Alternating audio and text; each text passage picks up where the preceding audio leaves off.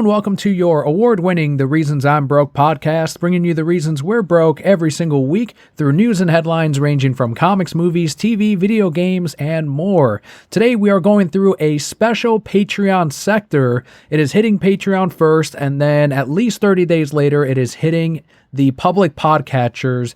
But this is an idea that was spearheaded by Scott, and then Bobby was happy to jump on as well and help out with this special sector.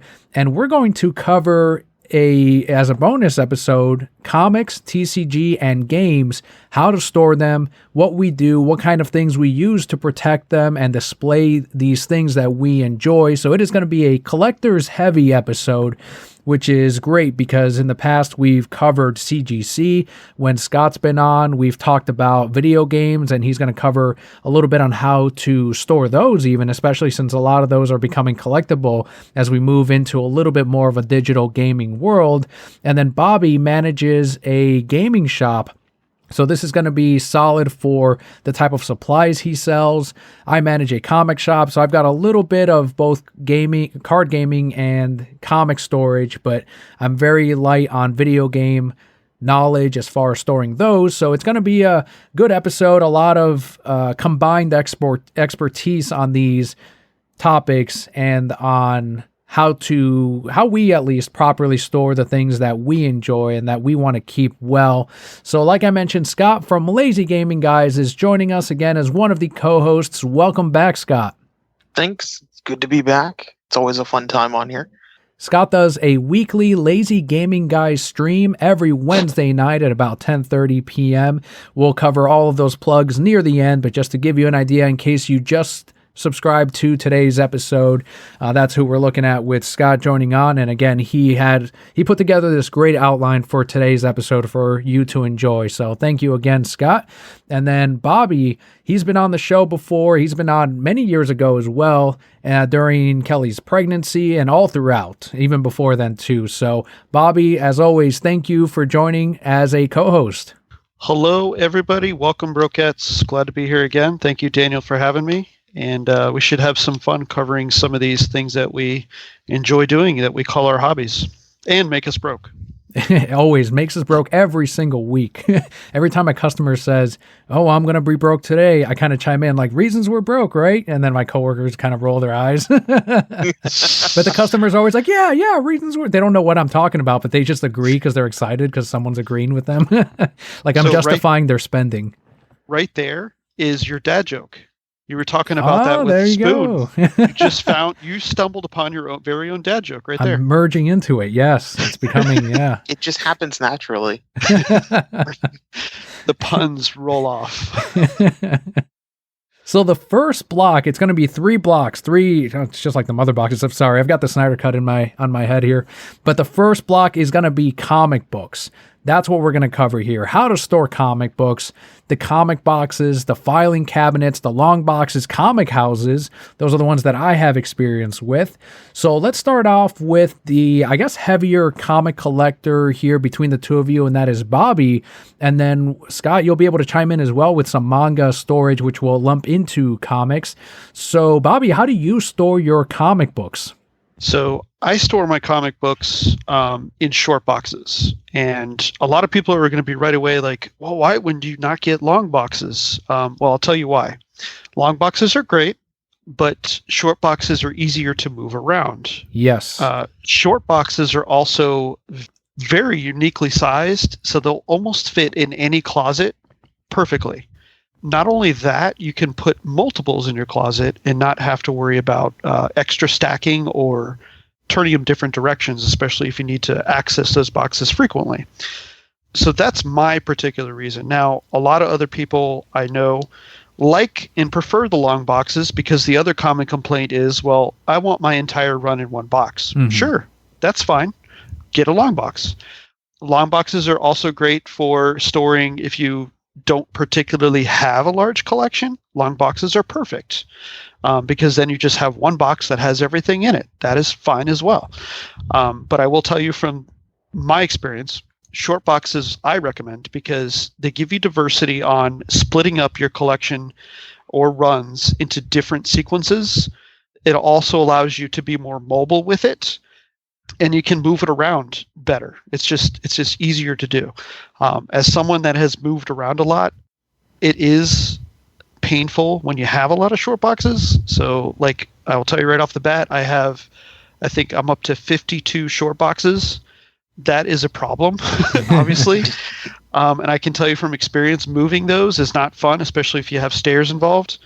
But I do have a labeling system, and I'll go over that later. But I recommend the short boxes. Also, in conjunction with your boxes, you want to have things bagged and boarded. I heavily recommend not putting your books into a box unless they're bagged or boarded. You want to protect them because when you stand them up, they're going to fall or slide down. That's the most common. And once they do that, they're going to start curling. If you want to protect your investments, that's the best thing to do. The board is going to give it the stiff, rigid back that it needs to stay straight. And then the bag will obviously protect it from when it's in the box so it doesn't scrape, curl, or roll the edges of the book. So that's how I store my books. One of the things about and I know some longtime collectors are like, obviously you bag and board your comics, but every week I still get people that are getting into comic book collecting and they're wondering, so what's the best way to protect my books and how do I? So it's a common question still of, okay, what do you call these things? Bags? Okay, and then the boards, bags and boards. Some people call them sleeves. I know at the shop we just do bags and boards because that's what's actually on the BCW product. That's a company that produces them. But yes, it is. I've seen a lot of collections come in that people are trying to sell them and they're not bagged and boarded. And yes, they do get curled, they get moisture on them, especially here in Florida where all three of us live. It's huge. You know, if you live on the southern part of the U.S., or anywhere with a ton of humidity, it is incredibly important that you bag and you board your books to avoid that curling. And you had touched upon the moving. The short boxes are way easier, as you mentioned. The long boxes, I have moved with long boxes, and it is rough. I've since converted all my comic books into short boxes, at least half my collection into short boxes, and then I do have long boxes because I don't like to move my books around, and I do get a stack every week, so it would require me to be moving my comics constantly. But with the long boxes, it kind of cuts into that time. How about you, Scott? I know you don't buy as many books as Bobby and I, but I know you still store your comic books in some form. Yeah, I end up using the cheapest long boxes, just basic cardboard long boxes, and then I have one really nice, like hard plastic shelled short box, and that's where like all of my really good comics go, is in that one, and then everything else just kind of gets bagged and boarded, because that is the best way to protect them in general, like for just your normal comics. And then they go in the long boxes, and yeah, the long boxes suck to move. Yeah, like, that is heavy as crap and really awkward to lift.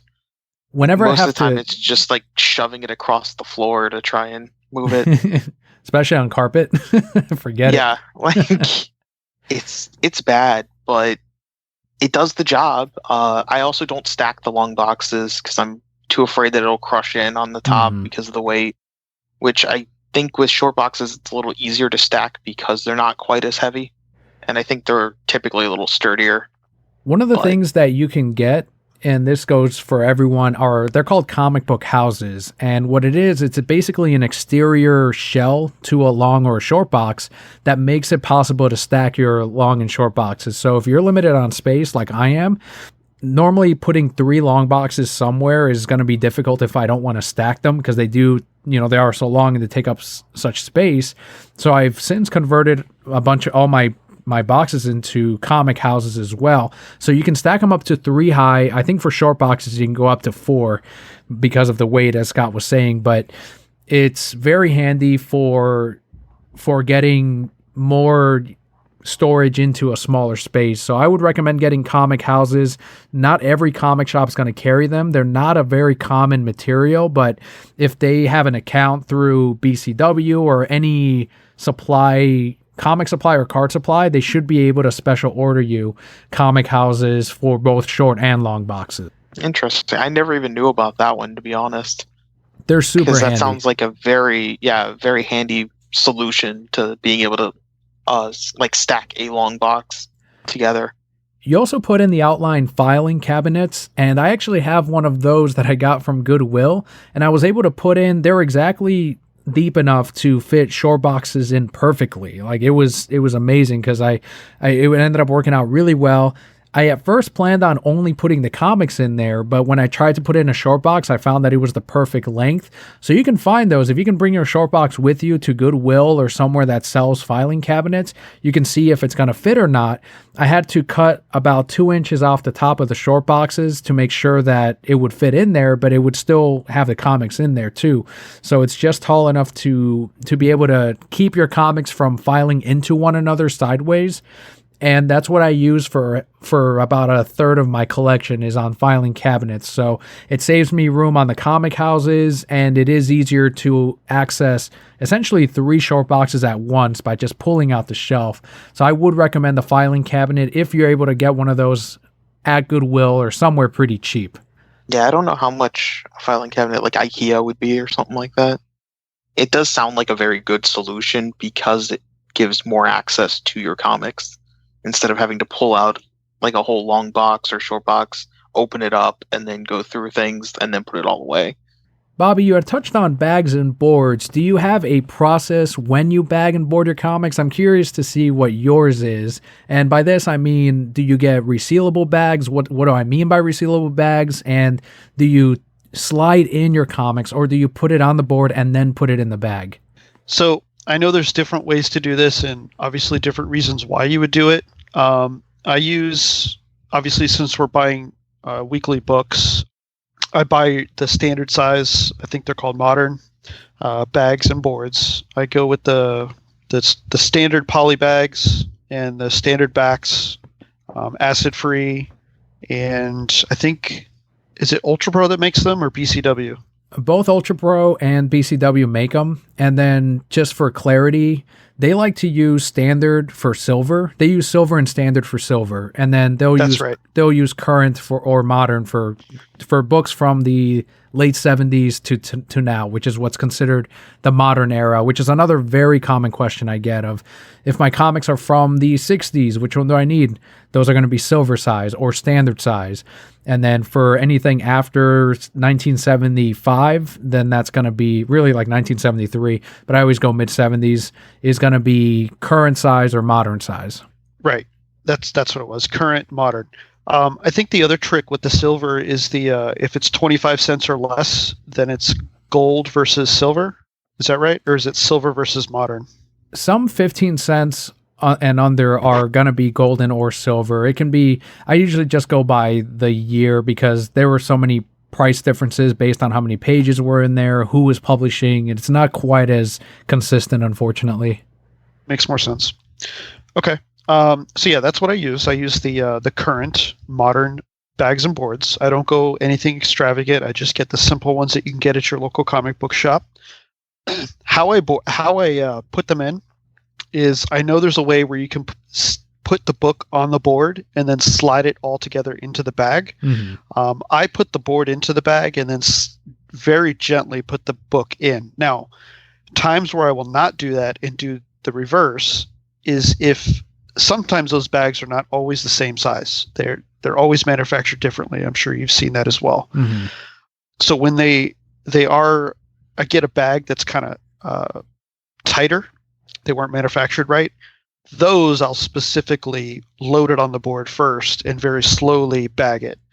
And the reason why you would do that is because if you, which a lot of people don't like to do, and Daniel, I'm pretty sure you're this way too, is you put it on the board first and then you bag it.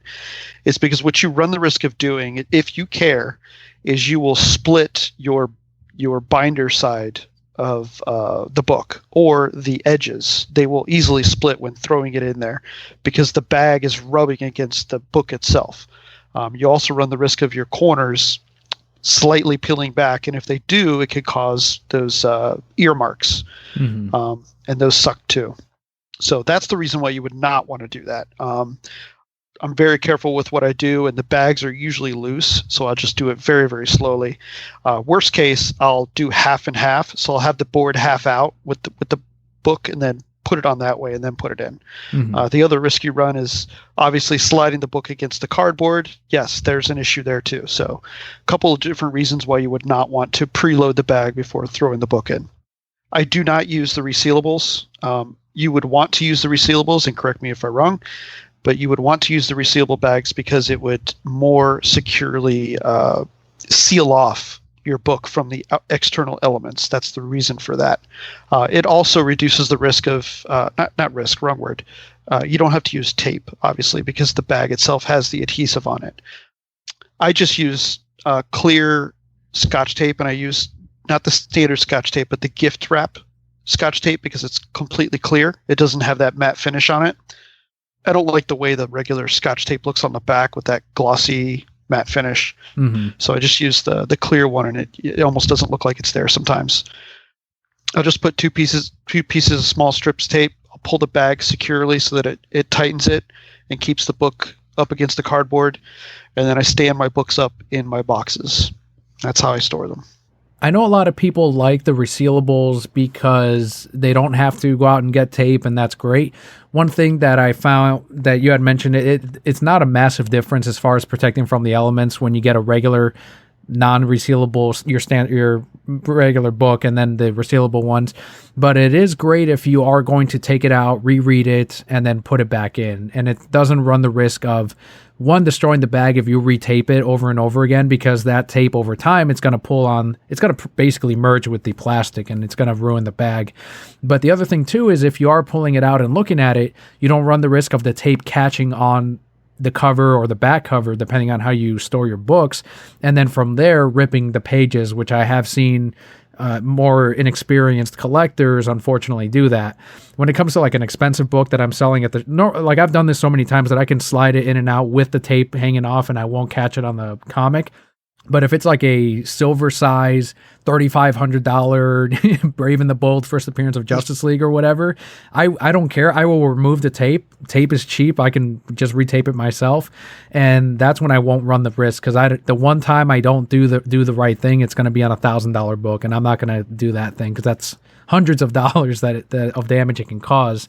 But I do like to not use resealable bags because it's tighter for me when I tape it myself.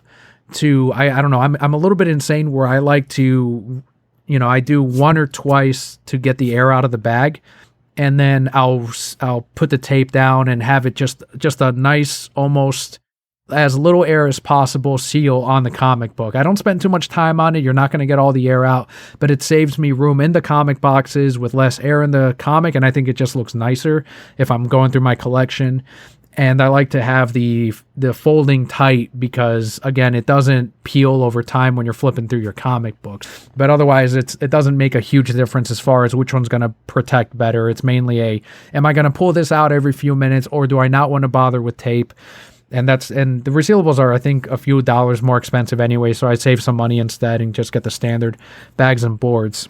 There was something, the boards that you had mentioned. I do every single book, I don't care how cheap it is or how expensive, I put it on the board first and then I put it in the bag. And I don't know if it's because I've done it so many times I don't split the bags anymore, but you do run the risk of doing that, as you mentioned. But I cannot rub the comic against the board because I've seen so many collections where people do that, and then you take the comic off the board and you'll see that line of ink from the back cover that just rubbed off on the board. So that's one thing that I don't do on any of my books, and it's just my preference. It's not a huge deal. You really don't notice on the back like, oh look, there's the missing line of ink that was rubbed on the cardboard. It's minute, but if you're looking for like a 9.8 CGC, whatever, if you really care about that, you want to avoid it. But for me, it's just because I've seen that line over so many collections over time that it just bugs me. So that's why I don't do the board and then the comic. But that's just my personal preference. Did you have anything to touch on that before I flip it over to Scott and see what he does? Yeah, you mentioned, I totally forgot how you tape it. That is very important, and you want to obviously deal with an open, flat surface. And I'm referring to the non-resealables, by the way. Mm-hmm. You'll want to pull that top tab over the back very snug, and while you do that, you push down on the back of the book, mm-hmm. obviously very gently, but what you're trying to do is you're trying to push all that air out of there. That is very important for not only a storage capacity, like you mentioned, but also you don't want that air in there. And if you're in Florida or in the South, you don't need any of that to destroy your book. Any of that stale air that gets in there, like you're just adding moisture to that book, and that's not good. So, if we're talking collectability and you want to preserve your book, that's how you want to do it. But if you don't care about that, the main thing is like you get 50.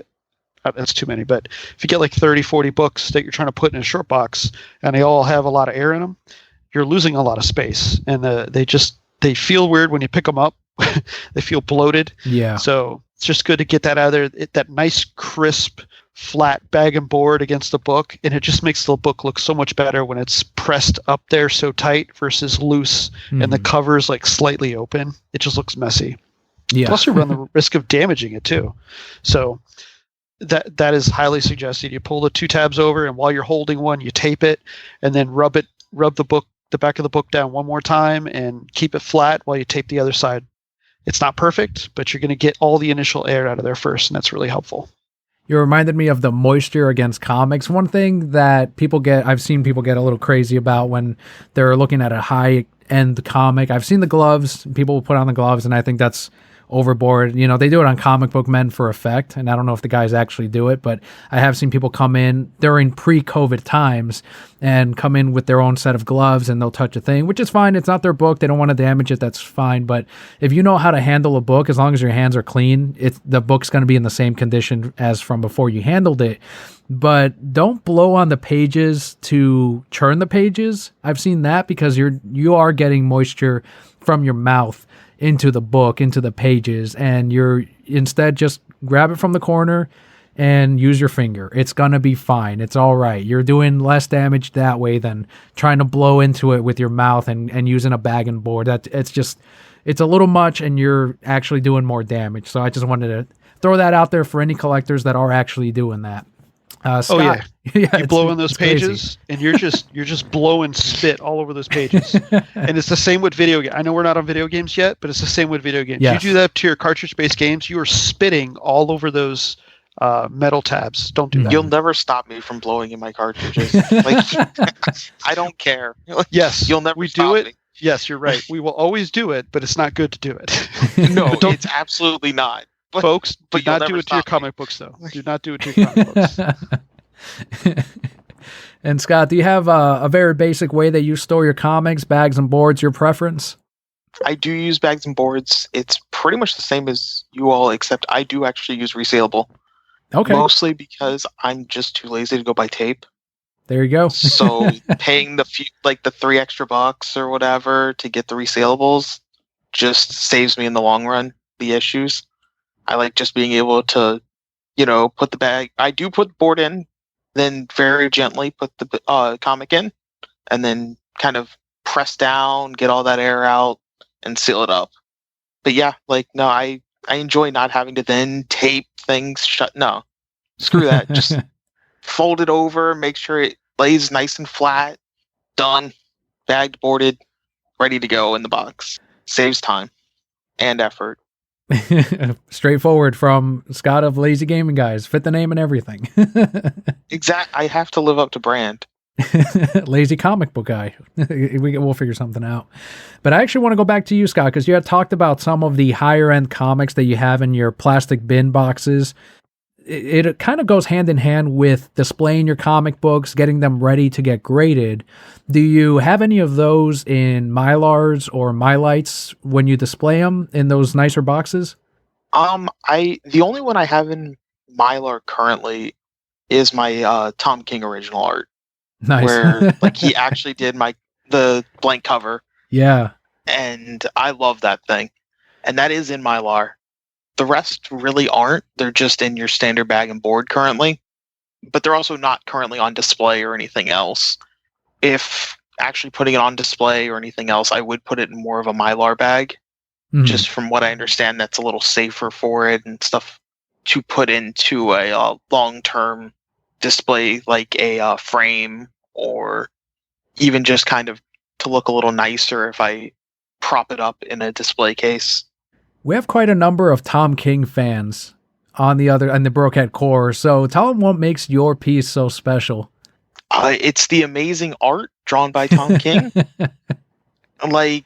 The writer, Tom He's a King. virtuoso artist, like a true Renaissance man, and a modern day Da Vinci. And he drew this absolutely stunning picture of, I think it was Batman, like in crisis with like bombs falling, because it was Heroes in Crisis Volume 1 blank cover. Mm-hmm. You know, he signed it afterwards. Great guy. He does the blank covers at conventions for donations to charity. So any of the money he makes from that goes straight to charity, which is really nice. How long did it take him to do that piece? About 30 seconds to a minute. He so whips a masterpiece it out in no time. Yeah, like again, he just boom, done.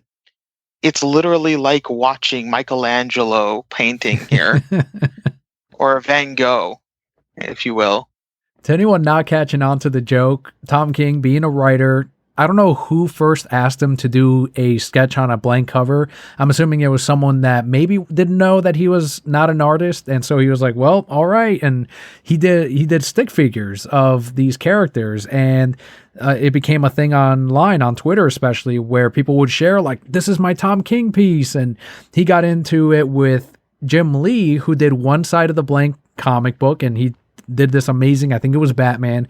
And then on his side, he put up his own version of Batman, and he put it up online, and he didn't say which was which. He's like, one of these is Jim's and one of these is mine. Try to guess which. And people were like, oh my God, it's amazing. They're both fantastic. And you kind of see the differences here, but he kind of enjoys doing those stick figures. And I think over time, he's probably going to slowly get better at drawing these things.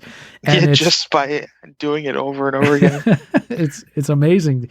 And that's a great piece. That's not one I have. And it's even harder now, I'm sure, to try to get Tom King to do one of those. I'm sure. He also signs every one of them with "I'm sorry." Yes, that's right. I forgot about that. He apologizes for ruining your comic. Yeah, and then signs it. Or apologizes for putting everyone else to shame. I also have my original art from Mitch Garrett's as well. He's so good. In my Miracle Man. Great pieces, man. Probably. That one was great. Same time, met both of them. Great people. Like, honestly. That was the last convention I pretty much went to, was that one. And then, because that was 2019. And then COVID happened for 2020, so... Well, hopefully more to come very soon so that we can catch up with these writers and artists that we haven't seen in a few years at this point. Bobby, I know you have display cases, you've got statues.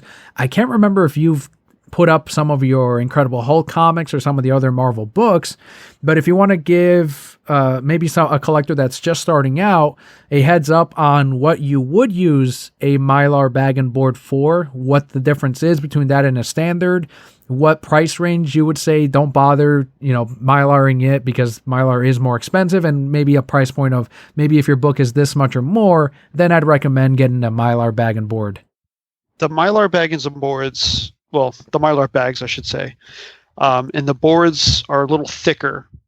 And the reason why you would want to use those, they do cost more, is that it's going to really make your book, in the end, it's going to make it look gorgeous. Even if it's a shitted up book, it's going to look pretty good.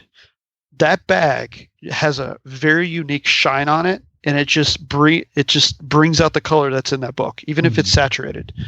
So those are very good. It also gives a lot of space. The bag is much, much thicker. It gives a lot of space between the edges of the board and the bag and the corners. So it really like centers the book and keeps it from, like if you put them in a box, keeps it from rubbing the edges of anything, or even risking the reduce and also reducing the risk of bending your corners or abrasiveness on the bottom. The bag is very stiff. It's a very thick plastic, and it has that very unique shine to it. It's the best I can say. But when you put it in there, it just not only makes it look better, but that plastic specifically, I think, is rated better against newspaper and paper products in general. Am I right, Daniel? I think there's a difference between those and the others. It's got UV protection, which your standard bags and boards do not. So even with regular room lighting or ceiling lighting, if you don't use Mylar, they're gonna fade over a couple of years. Yes, that's what it was. So that is helpful, especially if you're trying to let's go with a lot of people that are streaming these days, and they like to put up some of that stuff behind them to show it off. Or let's say you just have a man cave or the woman's hideout, and you just got these things where you hideout. Yeah, I don't know. I can't call it a cave. So women's hideout or the man cave, and or the group room, whatever you want to call it, or just your collectible space. And you want to start displaying things. A lot of people like to put them on stands and put them in those IKEA glass 4-tier shelving units, which I have myself. You have to be careful when you do that, because if you're going to put it there and it's going to be there for that's the permanent fixture, that's going to be there. If you have it in a regular bag and board, you will saturate that book. I can tell you from experience of running a shop, it happens to posters all the time. You put up a poster and the lighting from the ceiling, not the sunlight from outside, but the lighting from the ceiling will destroy those posters within weeks. Mm-hmm. So constant light will destroy things very, very easily. So if it's a prized possession, please keep it away from light exposure. Now, if you put it in these My Lights, that will help. I will personally tell you that's not a guarantee. It just helps. So also be careful if it's a prized possession. Don't just sit it under light constantly. Mm-hmm. If you have lights inside of your displays, let's say you have it on a lit shelf or a lit shadow box or in the IKEA 4-tier glass cases, if you have lights put in there, don't run those lights constantly. If you turn them on and just leave them on for a little while periodically, let's just say you're streaming or you have people over or you just want it on, turn it on and turn it off when you're done with it. If you keep it exposed to light, you are going to run that risk. And that's not just with comic books, that's all collectibles in general. You will saturate the colors. The light will eat them up. LED or halogen or the other bulbs, I forgot the name. All those bulbs will eat through collectibles and saturate your colors. Sunlight, of course, obviously, but just keep it moderated. I suggest curtains and or blinds. Regulate the light that comes in as well.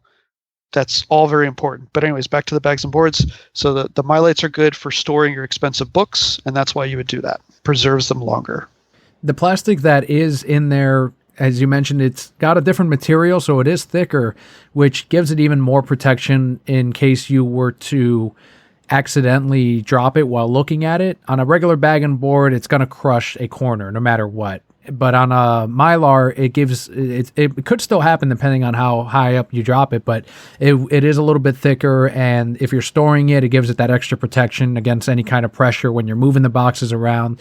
So that's one of the positives.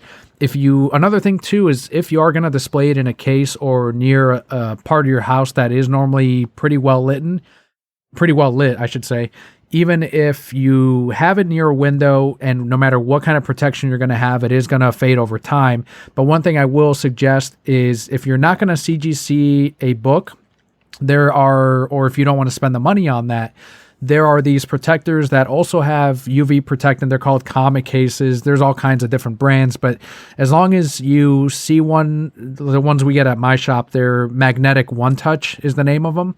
And they actually have magnetic seals on the top. The whole plastic is UV protectant. It's the same stuff that CGC uses. And what they do is they put it in a Mylar bag and then they encase it in that plastic. So all you have to do is put it in a Mylar bag and board yourself and then put it in those Magnetic One Touches, and you'll have the same protection as CGC minus the grade, of course. And that'll be a great way to display and give extra protection to comics that are going to be under a display that has a lot of light. Still wouldn't recommend keeping a ton of light on it, even with that protection, but that's going to get you right about where you are at with CGC. If you have other CGC books that you normally have under a light bulb and you don't notice any degrading or any changes, then that'll do. That's a good budget solution for that.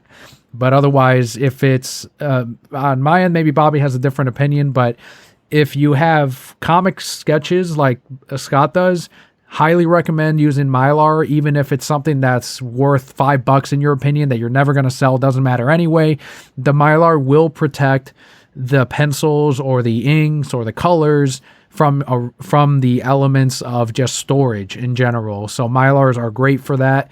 But also, if you have a regular comic book, and I would say if it's worth under $50 to $100, a standard bag and board's going to be fine. If you start getting into your silver ages and stuff that is starting to get worth, 150 to 200 or higher, then I would recommend putting it in a Mylar bag and board. Those you don't have to switch out every 5 years as recommended with your regular bags and boards, because those do yellow over time depending on where you store them. The Mylars, you can get a lot more time out of them without having to notice any kind of yellowing on the boards or on the bags. Yeah, that's correct. I agree. All older books are always recommended for Mylars. Obviously, if the price point is not significant, then you can certainly get away with the cheaper versions. If you're more of want to be particular and protect your investments, then always go with the MyLights for the older books because it's just a better protective measure. Also, those bags and boards, you don't have to change as frequently. I think those are rated up to 12 years at max, whereas the regular bags and boards, the cheaper ones, polys, those are about 5 to 8 years roughly. Now, I want to tie this back because we were talking about storage earlier. A very important tip. You have to be careful how and where you store your books. So let's say you have them bagged and boarded or not bagged and boarded, whatever. They need to be in a temperature-controlled, smoke-free environment. And what do I mean by that? If you are in a home that has, or dwelling that has smoking, that is going to destroy your books. Even if you have them sealed away in a closet somewhere, air circulates. They will get to the books. Those books will smell like smoke. They will have nicotine on them. You will find things that just have that yellow staining on it as well, even though it wasn't exposed to it. Air circulates. You have to remember this, and it will damage the books. Temperature control climate is very important. I'm just talking about standard room temperature. That's important because extreme heat will quote unquote burn books, and what I mean by that is your books will start getting those roached edges. Like they literally started burning, and it showed like white will start browning and yellowing and things like that. They'll also get pretty stiff, and that's because the moisture from the humidity has gotten to them, and the heat kind of like baked it in there. So you don't want that either. And then obviously, if it gets too cold, the adverse of that is now you're taking it to a different temperature area where it can get stiff and brittle, but also the humidity is a big factor there, because if you've got humidity in the air, it can oversaturate, and you actually start getting the adverse on your book. So you want room temperature, keep it that way, climate with no smoke. And those will definitely protect your investments along with bagging and boarding. Even if you don't bag and board, temperature and smoking are two big things that you want to keep away from your books. I know Scott, as far as I know, doesn't have a ton of experience on actually submitting to CGC or getting comic books graded, but what are your thoughts on comic grading in general, Scott? Because I know some people think, I know on my end, I've heard recently about Funko Pops getting graded, which I think is ridiculous, but who knows, maybe in a decade that'll be like a huge viable market. But as far as comic grading, do you have certain books that you would personally say, you know what, if I own that one, I would submit to grading? Or is it something that you're just like, it doesn't matter to me what the grade is? Or, where do you kind of land on that? Personally, to me, I don't really see a point for me to grade any of it. The only, something like the Tom King would be something I would potentially have graded, but I know they also won't do signatures without some kind of proof, Witness, essentially. yeah. You have to have a witness, so and you'll still get it graded, but it's not authenticated. And I also don't really feel like being away from the book that long. Like, I'm so afraid something will just happen in the mail and it'll just be gone forever. Especially with how the mail is and how overwhelmed it's been in the last few years, that it will just end up either getting damaged before it gets there, or it will just not show up. I would much rather end up doing the one touch that you were talking about earlier, Daniel, with my comics, for some of those that I do really find as something I would have gotten graded, because like you were saying, it's the same quality essentially of case, just without the grading and, that type of thing. so it would still protect my comic, and I can also display it nice and easy, and it looks really still amazing in that, without having to worry about sending it off or anything else. You just pay, I think it's $20 for the one touch, and you're done. Yeah, So that's my personal opinion.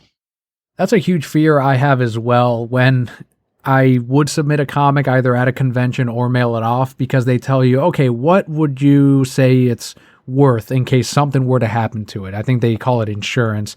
And that's one of those things where if they damage the book or it gets lost, or they're taking it back to their warehouse to get it graded and then something happens, they will then, I believe, pay you the amount that that book is worth. And to collectors like us, well, especially for me, like when I was doing the first appearance of Ra's al Ghul, I would rather get the comic than the money that it's worth, because it's my favorite Batman villain. I had never owned this first appearance, and it ended up coming back at a 5.0. But again, I didn't care because it's my favorite Batman villain. I don't plan on ever selling my first appearance of Ra's al Ghul. So I still have that same fear even of, what if something were to happen to this book? And the more rare it is, the more nervous I get on things like that. So I don't do it too often. So that could be another factor of maybe if I were grading books every month, sending them off, I probably would lose that fear and it'd be okay. But for now, I'm with you, man. Like, I relate a lot to that. Yeah. And also the price of grading is just very high for me as not a big collector of comic books, and also that I don't plan to resell them in any way, shape, or form, which is, I know, one of the bigger draws of having a graded comic book is that even if you weren't planning to originally sell, if you ever needed to sell off your collection, it is worth more because it's graded. If it's higher grades, obviously. Easily it jumps up to $100 or $200 just from the fact that it is encased and it has a grading on it. So let's talk about how you actually go about getting this stuff done. Bobby, you've gotten more books graded than I have, and I get that question a lot of, do you guys do gradings? Do you submit gradings? And my comic shop does not mess around with that. If we get one in a collection, we will try to price it as best we can, but unfortunately it's so inconsistent on pricing, especially on eBay, because it's just not that common to sell on there. But, I just kind of defer them to CGC, but that's as far as I go. So why don't you go ahead and walk them through what it takes to submit a book and what kind of book you would actually take the time to pay to submit. Okay, so there's a couple reasons why you should grade or shouldn't grade. Right now, the trendy thing to do is get something graded. I think we can all agree. There's a boom in collectibles right now, and it's a little bit absurd. Just a little. Oh my God! So, why you would want to get something graded? Well, there's two reasons why you want to get graded. One, you want to preserve it for yourself because it'll look fantastic when it's graded and preserved. Keep in mind when you get something graded, you're losing access to that book. You will not be able to read it again. It's done. Now, if you had multiple copies or you're not worried about reading again, like you just want to preserve something because it'll look good as a quote-unquote mantelpiece, or let's just say you're building a very small collection of graded books that you want to hold on to because those are your grails, for lack of a better term, then yeah, go get it graded. Let's say it's a book that you just really liked, maybe you have an attachment to it and you want to preserve it, sure, get it graded. The other reason why you would want to get it graded is the reasons that the three of us don't like currently, is because it's the trendy thing to do because all the streamers are doing it and it's popular online and someone said to do it, somebody said to invest in it. So that's different, because if you're trying to do that just to make some money, that you'd be doing it to make money on it. It's essentially what you're doing. There's different reasons why you would do that. If it's worth money on the aftermarket, you want to try to flip it, sure, by all means, go for it. And that's totally your prerogative, your book, your money, do what you want. I will tell you that from a collecting standpoint, it's really nice to have some graded books. I don't particularly sell my stuff. I buy it and I keep it. A lot of the books that I have, I kind of have some Daniel's talked about this in the past with some of the things that he has, and I'm the same way. It's like you've had a book and you have a story with it. And me in particular, it's books that I've had signed, and Scott had referenced that a little bit ago.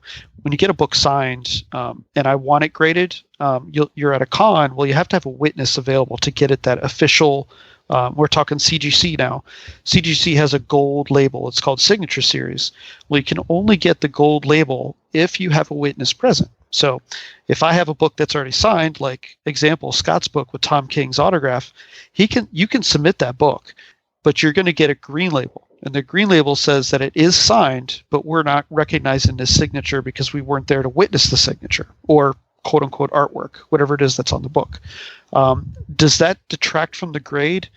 It does a little bit because they don't know, when they grade it, they don't know where it came from. For all they know that you could have drawn it. Mm-hmm. Or you signed it. So they don't want to authenticate a fake signature. So that's why. Now, if you're preserving it, I do want to jump in real quick because when he mentions witness, it does have to be someone from CGC. It can't be, well, my girlfriend was there, she's my witness, so therefore, no, you have to actually have someone from the booth come out and be there at the time that they're signing. And a lot of times they're not going to wait in line with you. They'll say, nope, just let me know when you're right up near the front. And that's when it helps to have someone else with you, or a friend, girlfriend, whatever, to go out there and say, hey, can you ask them for witness? And usually they'll jump right out and they'll say, okay, let me go do that. Cool. They'll give you a little piece of paper or they'll sign off on it. And they're like, all right, I was the witness, done. So I just wanted to clarify that. Actually, we're going to take that to a next step. They don't do that anymore. Now, really, there's full chain of custody. There was a problem years ago. So now they will be with you the entire time. If for some reason you have to go to the bathroom on the way back, you have to give them the book and go in the bathroom. If you go in the bathroom with that book, you've broken chain of custody. So they have to walk you back to the booth with that book. If their eyes are off that book, it is no longer authenticated. Oh, so, I see.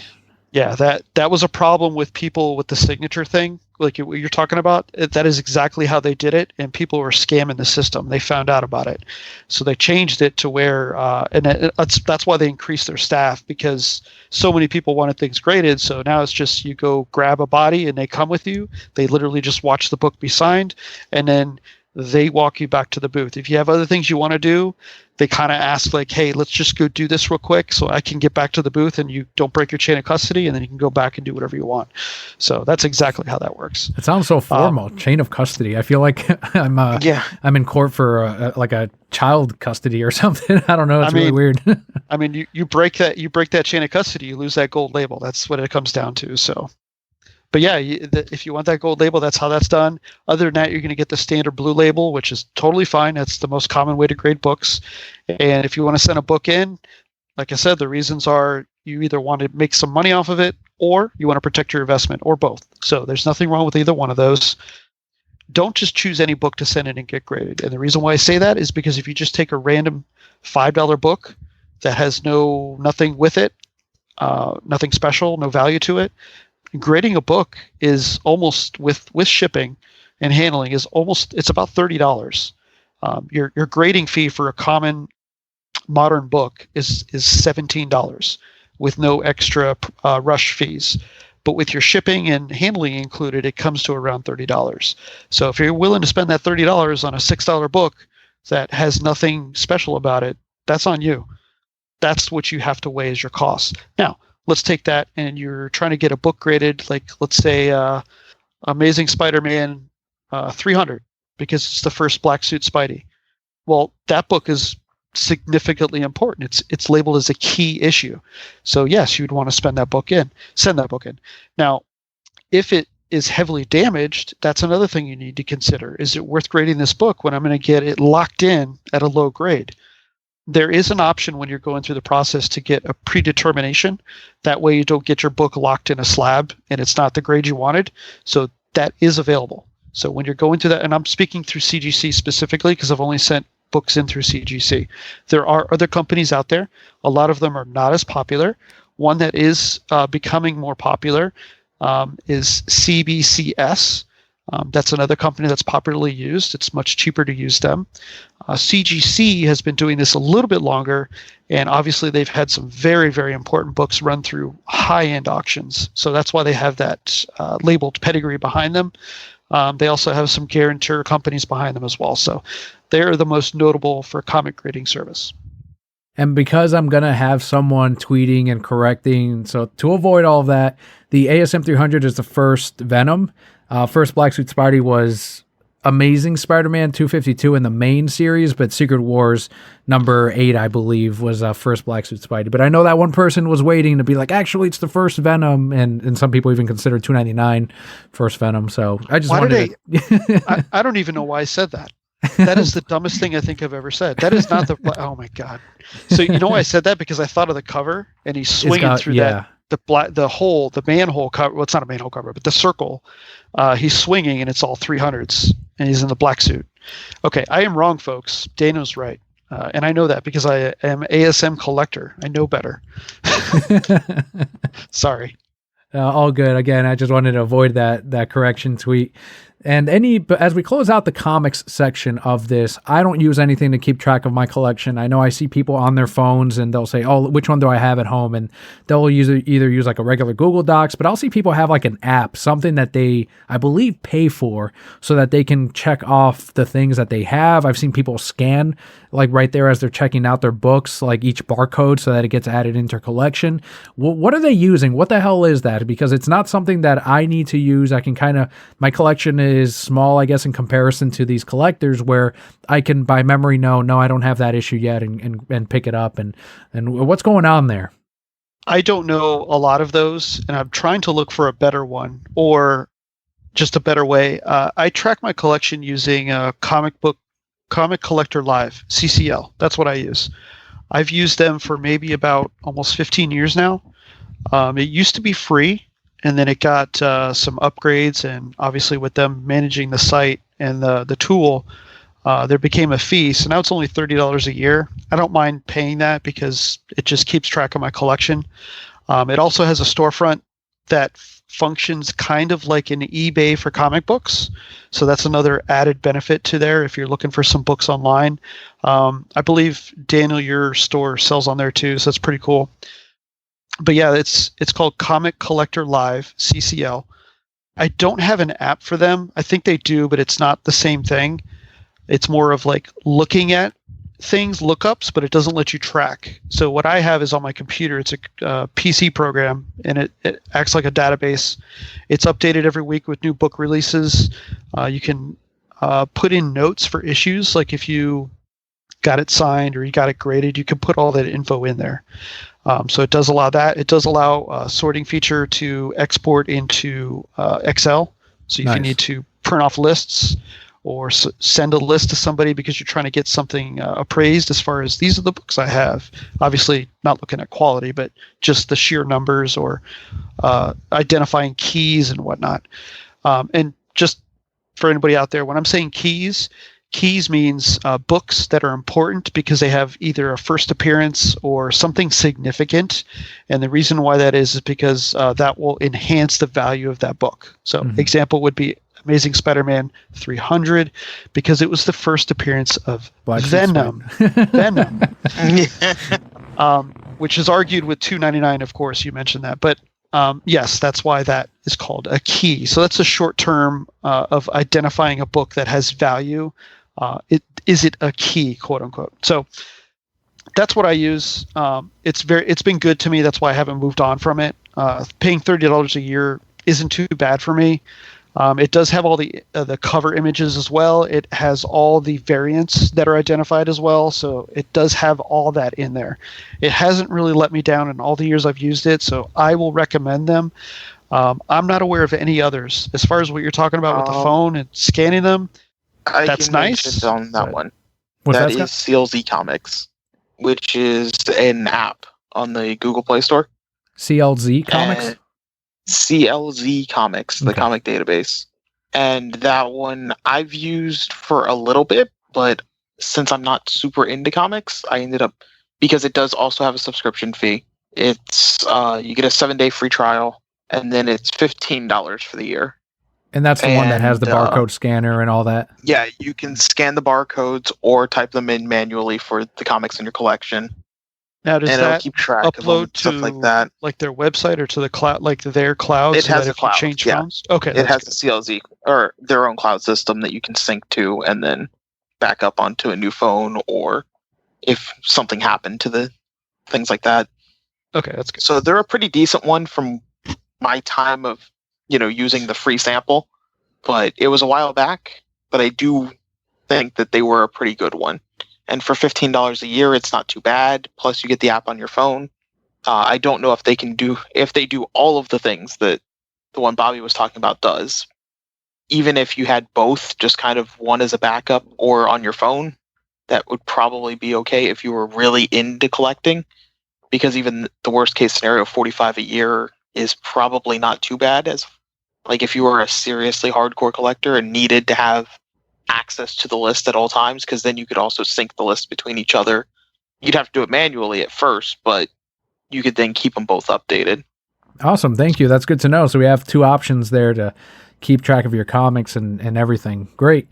Awesome. So before we go into the TCG realm, Scott, do you have anything that you wanted to cap off on, either the tips on where to find comic books, hard to find books or deals, or any of the stuff that we had touched on?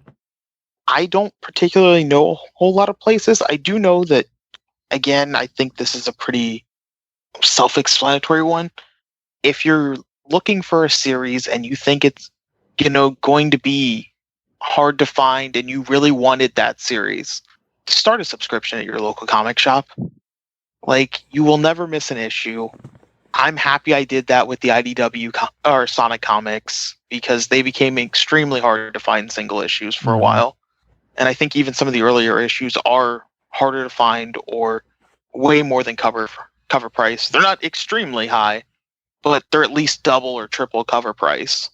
Now, if you know, hey, I'm going to enjoy this series, or I definitely want every issue of the series, just start a subscription. It makes it easier in the long run instead of hunting these things down later in life. And also check your back issues at your local comic shops.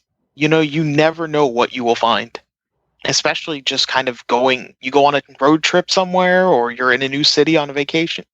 Head up the local comic shops, see what there is. Those are great tips, and especially I know I like to go to the local stores whenever I'm on vacation, not so much for, trying to find deals or anything, but I like to see what they're doing compared to what I'm doing and kind of see what works for them. I recently did that. We went to Daytona, and there wasn't a comic book shop because I had been to the one that was out there, but it was actually a Books A Million. And I was like, what manga are they selling that's taken off? Like, I'm seeing displays of manga. I took a picture of their display, and I went back to my store the next time I worked, and I ordered whatever volumes I could. And I couldn't tell you the names of them because I don't read manga, but I was like, oh, Cube Story. I remember that one. And now people are asking me for Jujutsu Kaisen, and I'm like, okay, that's one that was on their thing too, and I'm glad I put in an order for that. And so that's as a collecting standpoint, though, Scott's absolutely right. Every store is going to specialize in their own. Even if they're all comic shops, they're going to have their own collections. They're going to have their thing that the owner likes to carry to cater to their local crowd. So that's always good to know, good to have, good to even try. TCGs. Yeah, go ahead. Oh, I was going to mention as one last thing, since I know we didn't really cover manga a lot. I'm the only one that collects manga here. As a quick note, you don't really need to do anything special to store manga. Just don't leave them on their side. And if you're really anal about it, you can bag a comic or manga. They do make special bags. Same company that makes bags and boards for comic books does make a manga bag. The only difference will be that the mangas normally have a white cut, or the pages are kind of whiter or lighter gray on the top. They will oxidize a bit and turn a brownish. Mm-hmm. That is the only difference that a bag will save it from. That they stand up decently well to just normal humidity as long as you store them just in your house, things of that nature. It actually can harm a manga more to bag it because you're actually trapping in the humidity with it more than normal if you live in a high humidity area like Florida. So it really just comes down to how much you care about the top turning a little brown. Well, let me ask you something, because I know your fingers are on the pulse on more rare manga, stuff that goes out of print. Do you see that any differences as far as when you're looking on eBay or anywhere online trying to track down those older comic or those older manga of, people saying off-white pages or yellow pages? Do you see the market moving into maybe in a decade of, okay, they're going to start grading manga, or these companies are going to start making boards or other storages for manga? Or do you think it's just kind of going to be like trade paperbacks where people don't really grade them? So for an OOP, which is an out-of-print manga, they're typically the more rare, obviously, because they're not in print anymore. And the only real thing that defines them, you have condition between things like mint or new, new, acceptable, used, or kind of bad condition. So that kind of goes along with a comic book in that way of, is the cover torn? Is the lamination on the cover coming off? Is there a bunch of stickers all over it? Although manga collectors, from what I've seen, are very forgiving on stickers. Like I have crap tons that have like border stickers or Books A Million and stuff because they just pop that sticker on the back and it doesn't really cover anything other than where the barcode would be. So it never really bothered me. And it doesn't seem to bother a lot of other manga people because they still sell the same price as one without it. The big ones, besides just normal condition, is an X library book. An X library book is garbage as far as collecting goes. Like it is a nail in the coffin because you have the stamp on the top, you've got the stamp on the bottom, you've got the sticker all along the side. And if you don't have that sticker, that residue is very, very bad. Mm-hmm. And typically will also be discolored because the rest of it will be a slightly more faded from the library lights. And that part will be that bright original, which just looks very awkward. And it is a very bad situation. Plus, most X library books are not in good condition to begin with. Mm.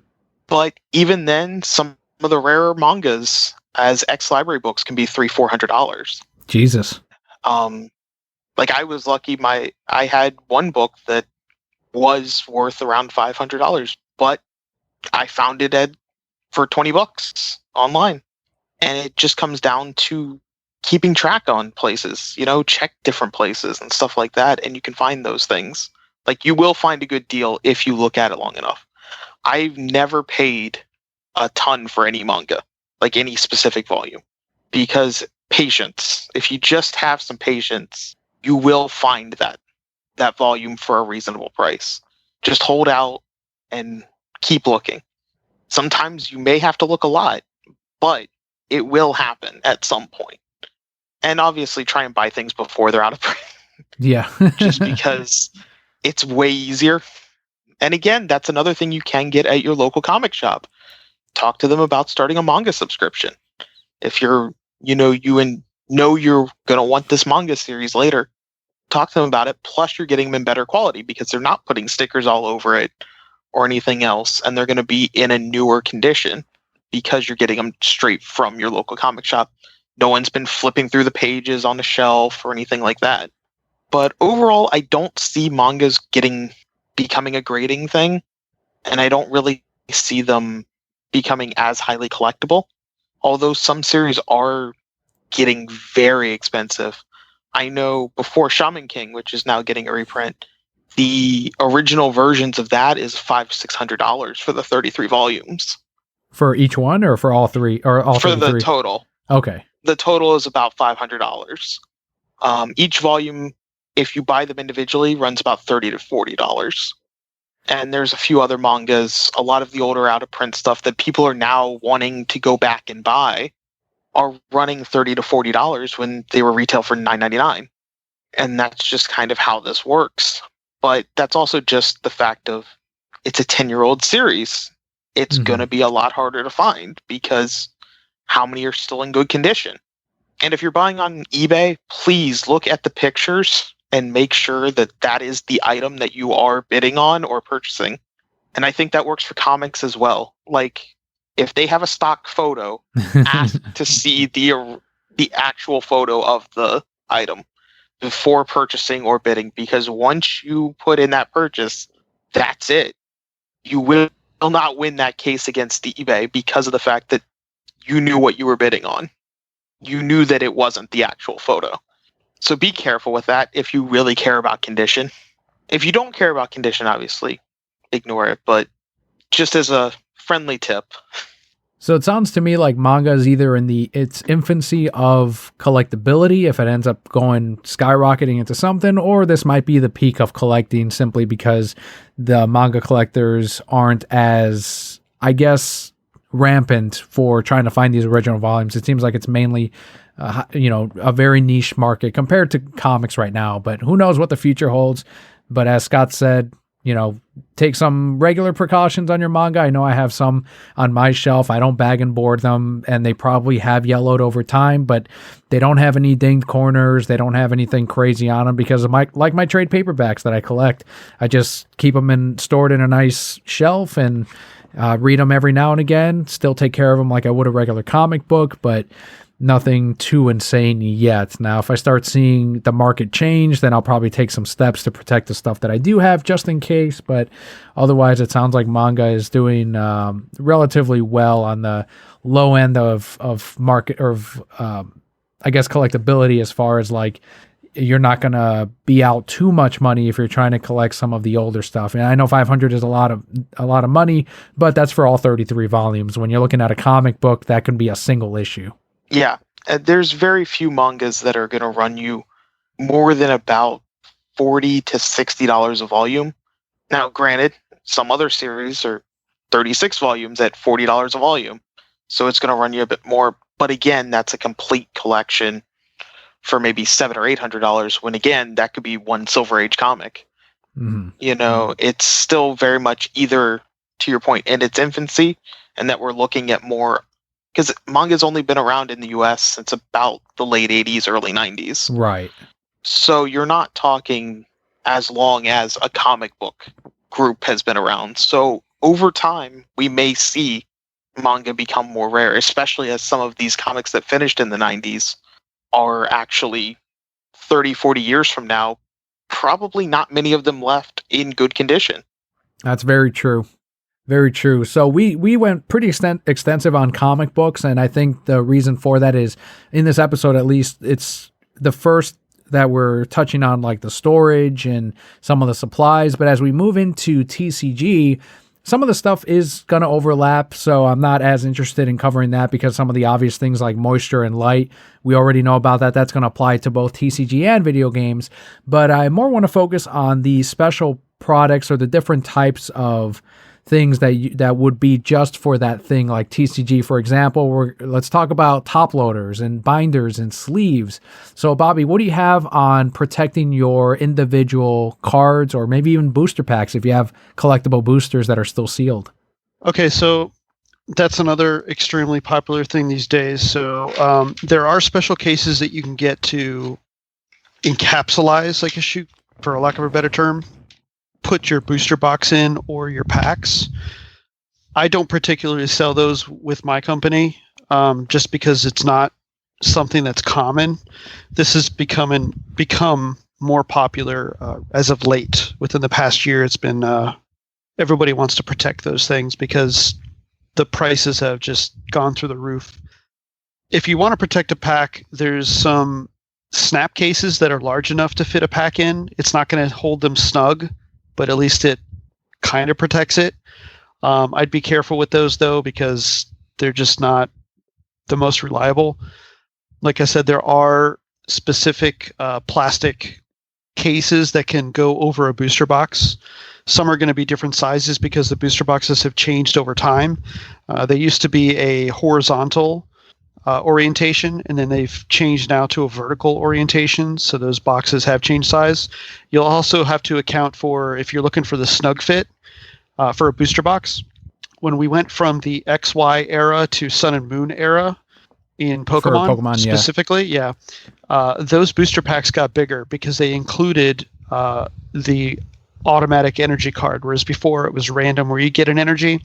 Well, when you went from XY to Sun and Moon, they automatically put that card in. So because of that, you take 36 packs in a box, you're adding 36 more cards with the wrapper, so it does change the size of the box because your packs are bigger. So over time, with 36 packs, that box is just going to be generally bigger. So you have that to account for. For Magic the Gathering, those boxes have always been built the same way with the standard booster releases. Those are always horizontal. They lay down. So they've always been that way. And that's why Pokemon cards were like that originally, because for those of you that don't know, Pokemon was originally owned by Wizards of the Coast, which is WotC, which is a Hasbro company.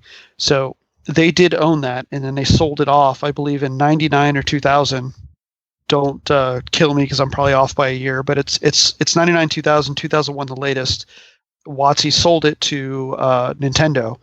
So when they did that, Nintendo owns it. Nintendo of America, yes, that company. They own Pokemon Company as well as Creatures, which is also Pokemon. So there's a couple different umbrellas there, but the whole brand was purchased by Nintendo back in that day. As far as like Yu-Gi-Oh cards, the same thing. If you're trying to keep the booster boxes intact like that, those I believe have always been horizontal as well. Their boxes are smaller because they have 24 packs, unless it's one of the intermediary sets that has 36 packs. The difference is there's different amounts of cards in each of those packs. That's why they fluctuate. So if you get a 36 pack booster box, then those packs have less cards, versus the 24 pack booster boxes, those have less cards in each booster. Whereas when you're talking about Magic, those are 15 card boosters, and then Pokemon, they are 10 card boosters. Well, you're also going to need extra protection for Yu-Gi-Oh because you got to ward off thieves, and it's going to be a whole other. It's more expensive to protect your Yu-Gi-Oh cards, I would think. No lies. The Yu-Gi-Oh cardstock also is much more brittle. It's literally made out of a rice paper, so it's not as weather resistant, for lack of a better term. The humidity eats it immediately. It's very, very soft paper, so unfortunately Yu-Gi-Oh cards get damaged very easily. So those you always want to, if you got a collection of cards, you want to sleeve those up, keep them flat. The humidity will destroy those very quickly as well. As far as individual cards, it's always good to sleeve your cards. So always sleeve them, whether you're just collecting or especially if you're playing, or collecting for more of a financial reason. You just want to hold on to stuff and keep it preserved. Always sleeve your cards. Then it comes to the question, well, do I want to put it in a top loader? There's an issue with that too, because if you put everything in a top loader, there's not very good storage devices for top loaders. Yeah. You'll find that out very quickly. Yeah. There are some binders that are designed to put top loaders in, but I can tell you right now, those become very heavy very quickly, and it's just not economical. So don't get too crazy with the top loaders. However, there are some very, very cheap, inexpensive ways to store them in top loaders. A very common example, if you get into that problem where your top loader everything, is a shoebox. You can use a shoebox, a standard men's sneaker shoebox. You can actually stand your top loaders up in that box. They will fit, especially if you got a lot of them. You can make rows.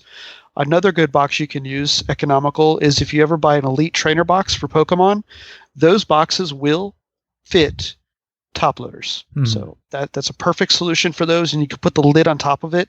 The lid doesn't go down all the way, doesn't matter too much, but it does protect it top and bottom, and it's a storage solution. It allows you to transit if you're moving it around, or store them on a shelf. Or don't put the lid on it and just have them open face. Do keep in mind though, if you got it exposed, those top loaders are open, and you're exposing those cards to room temperature, humidity, smoke, whatever. So just keep that in mind, or just the elements in general. If you are going to put a card in a top loader, you want to very, very gently put it into a penny sleeve. These are oversized type standard card sleeves that you can put any standard card sleeve in. They're very popular with sports cards, baseball cards, all that stuff. Trading cards use them as well. And you can put your Pokemon card into a penny sleeve and then put that penny sleeve into the top loader. And it's a perfect way to store that. The reason why you would do that is because if you just put the card into the top loader without a sleeve, any type of sleeve, you are going to destroy that card. The card will also melt itself to the plastic. The ink will affix itself to the plastic on the top loader, and it will just get destroyed. Any type of element will make that happen quicker, whether it be heat, cold, or moisture in the air. So don't do that. If you're going to put it in a top loader, always put it in a sleeve, whether it's a regular sleeve, like you would use when you're sleeving up a deck of cards, or a penny sleeve. A penny sleeve is good because it's clear on both sides and it's very economical. They're very cheap. They're also acid-free as well, so they're very good for storing. They're very recommended for doing that. So if you're going to put them in a top loader, just make sure you sleeve them up. One question I did have, if I have some people ask me for perfect fit, and then some that ask for penny sleeves. And I know for perfect fit, they're not using it to put it into a regular sleeve and then play with it, which I know some players do. But would you say that a perfect fit has more or less protection than a penny sleeve if you're trying to store it? Yes. A perfect fit is exactly what it says. It's a perfect fit sleeve. And it is designed to fit the card exact. So it'll conform around the card on all four edges exact. Well, three technically, because the one's an open side. Mm-hmm. But it doesn't have any overlap, and it will not wiggle in that sleeve at all. It's much thinner, but what it does is it offers an extra layer of protection. So some players, you can't really do it in Pokemon. You can, but it sucks because it makes the deck much larger, and it's not recommended for Pokemon. There's some rules against it, but in Magic, it's very popular that people will, players, I should say, will double sleeve, and they'll put the perfect fits and then put them into a regular sleeve. And there's two reasons why you would do that. Two, you're protecting the card because as you play, dirt from your hands is going to make its way into those sleeves. So if you double sleeve them, you're protecting the card from getting that moisture or dirt from your hands. So that's the common method. Now, from a collector's standpoint, penny sleeves are okay for that. But if you're collecting from a financial standpoint of, I want this card, let's talk about white glove treatment type thing, penny sleeves are okay for that. The problem is you have to worry that it might damage the card because of the reason that you are trying to preserve that card, but it also does protect it from the elements and edges because it is perfectly conformed. So there's a push-pull on that. It just depends on where you stand on it. But that's what the perfect fits are for. They're mainly for protecting the card while you're playing, and you always sleeve it in the opposite direction so that it protects the open end of the card. That's why you sleeve it upside down one way, and when you put it into the other sleeve, it's the other air. The problem with that is the air gets trapped, so you have to do it slowly and push the air out as you do it. Mm-hmm. The penny sleeves are much looser, but it does offer that protection when you put it into a penny top loader, but it also just offers standard protection and protecting the card. So if you just want to sleeve things up at a very cheap cost, then penny sleeves are the way to go. But they're very thin, so they don't offer any. What am I trying to say? It won't help the card bend. If it's going to bend, it's going to bend with the moisture. Versus when it's in a humidity in the air. If it's in a top loader, it's not going to do that so much because it's going to keep it straight. Mm-hmm. So that's how you would store your cards for collective purposes. If you're not going to use top loaders, binders are good, but you got to be careful with binders. You don't want to use a standard 3-ring binder that has the circle rings. Do not do that. Excuse me. If you use a binder that has the circle rings, you will, when you turn your pages and close the binder, the pages will get stuck on the ring and bend against the cards. You'll damage your cards very quickly, and that's pretty much standard. I'm sure you see it, Daniel. Somebody brings in a binder from back in the day, and they're like, "Oh, I found these cards." And you see a binder, and the first thing you're looking at is what kind of rings does it have? Because if it's a circle ring, you already know all those cards are damaged on the left side, always. So do not use a circle ring binder. If you have your stuff in a circle ring binder, please change that out immediately as we're talking. Pause the podcast. Go get yourself a new binder that's a D ring. If you need to use a binder with rings and pages, got your D ring right here. Sorry, I had to. All right. Let me pause the podcast so I can swap out my cards. You got yours on rings too, Scott? I used to, in all honesty. I have like multiple binders with those card sleeves in it from back when I was maybe 8, 9. Yeah. That I have since migrated them to actual like Ultra Pro card binders, but yeah, I do have. There's still some cards in them, but they're all just commons, uncommons. Mm-hmm. So nothing of value. But yeah, use the D rings. I think we all used those circle rings at some point. It was just the standard back then. So That's all there was. Well, Yeah. Yeah, like it was new, so they just here, buy a card binder. Yeah. Like you just bought one of the 3-ring binders, and you bought those little. They came in like packs of 9 or 10 with the 3 sleeves or whatever, and you pop them in there on the rings and closed it up, and you were done. Yep. So yes, if you have a circle ring binder, just avoid using those. They will destroy your cards. With that, whether you're using removable pages or not, because there are binders that have pages that are intact inside the binder, you can't remove the pages.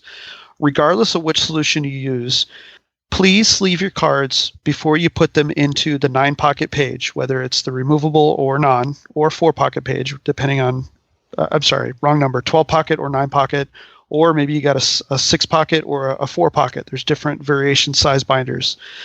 Before you put it in those pockets, please sleeve your cards. The easiest way is penny sleeve, or just use standard card sleeves that you can get from any your local gaming store or local comic shop. Just fit them appropriately. If you got Magic or Pokemon or Dragon Ball, you'll want standard card game sleeves. If you've got Yu-Gi-Oh! Or Card Fight Vanguard or White Shorts, you'll want to use your Yu-Gi-Oh! Size or Japanese size is what they're referred to. They're a little bit smaller because those card games are a little bit smaller, so those cards are designed smaller. So please sleeve those up before you put those into the pockets. There's a couple of reasons why.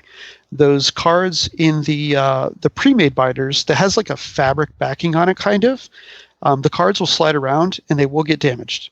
In your removable pages one, like a D-ring binder or whatever, those plastic pages, even though they're built for protection on cards, any type of humidity, those cards are going to stick and you will not get them out.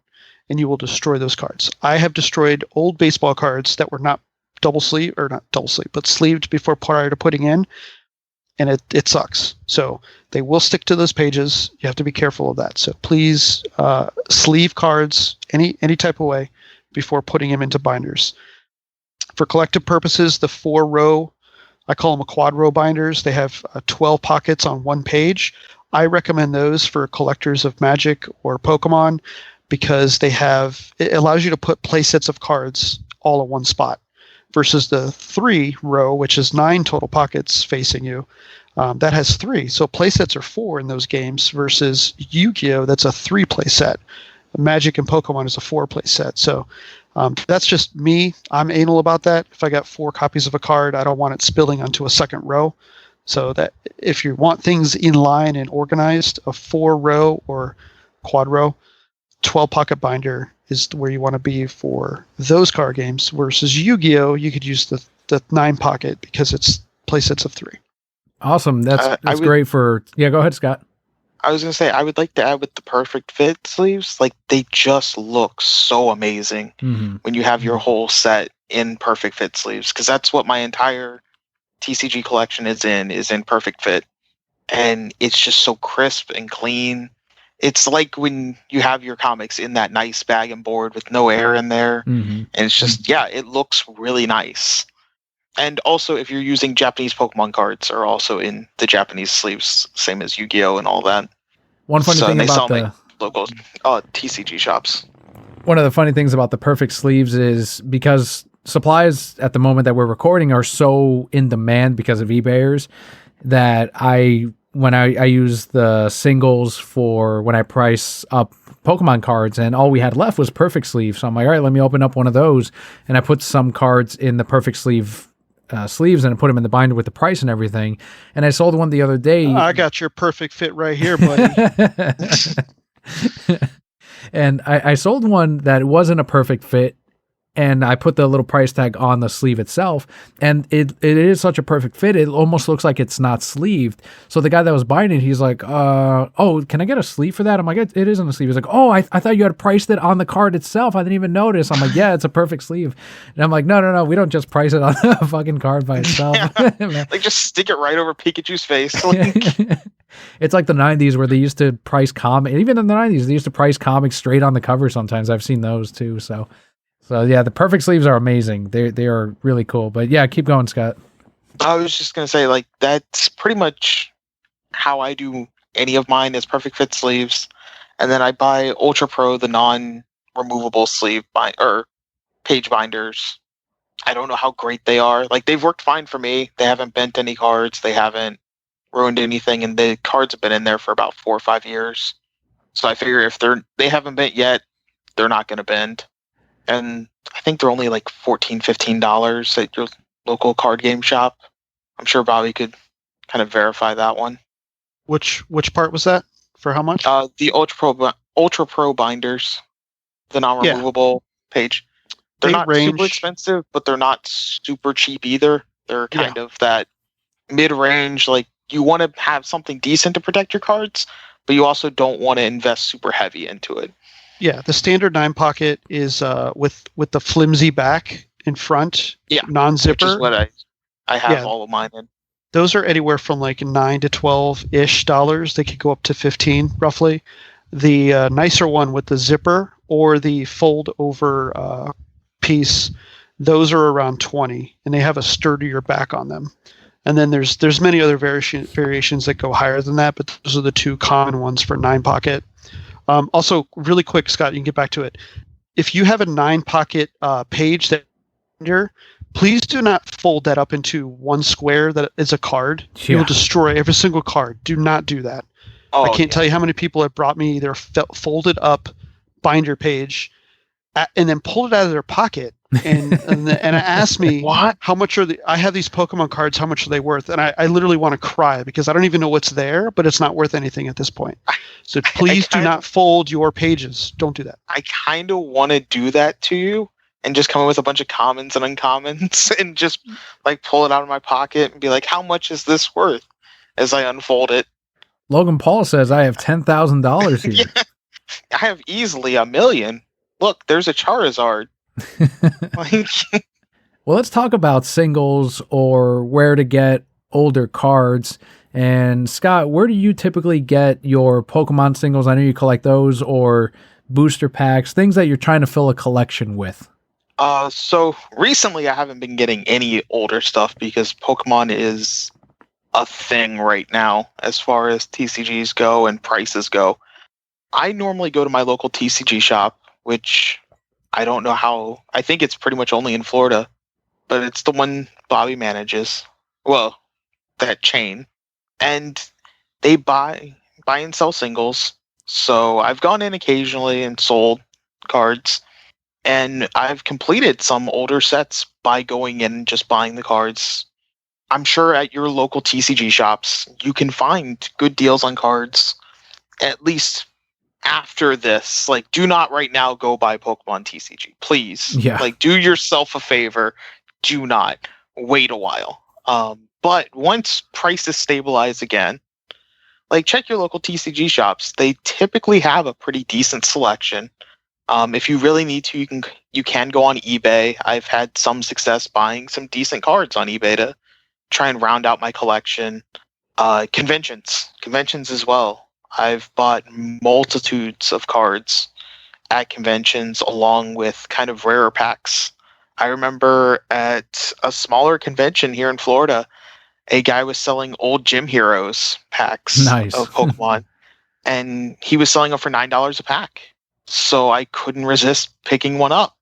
Unfortunately, he wouldn't sell me just the box, like the actual display box, because he still needed it for the rest of the cards in order to sell them. That was unfortunate. But it was really cool to actually get that, because you don't know what some of these vendors find.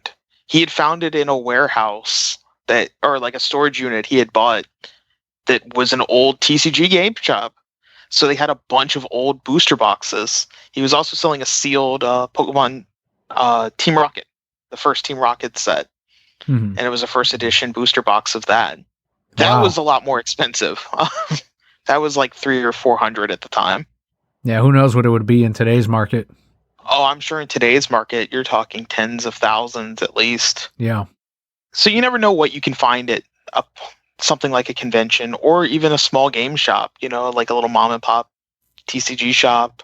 eBay is kind of a last resort. If you really just need it, you can find it, I'm sure. The price is going to probably be higher, though, on the average. And again, do yourself a favor. Do not buy it right now. Please do not. Like, unless you just have money to burn, now is not the time to buy Pokemon TCG. But in the future, those are some great places to try and find older cards. Yeah, we're recording this in 2021, and this is not the year to buy Pokemon cards.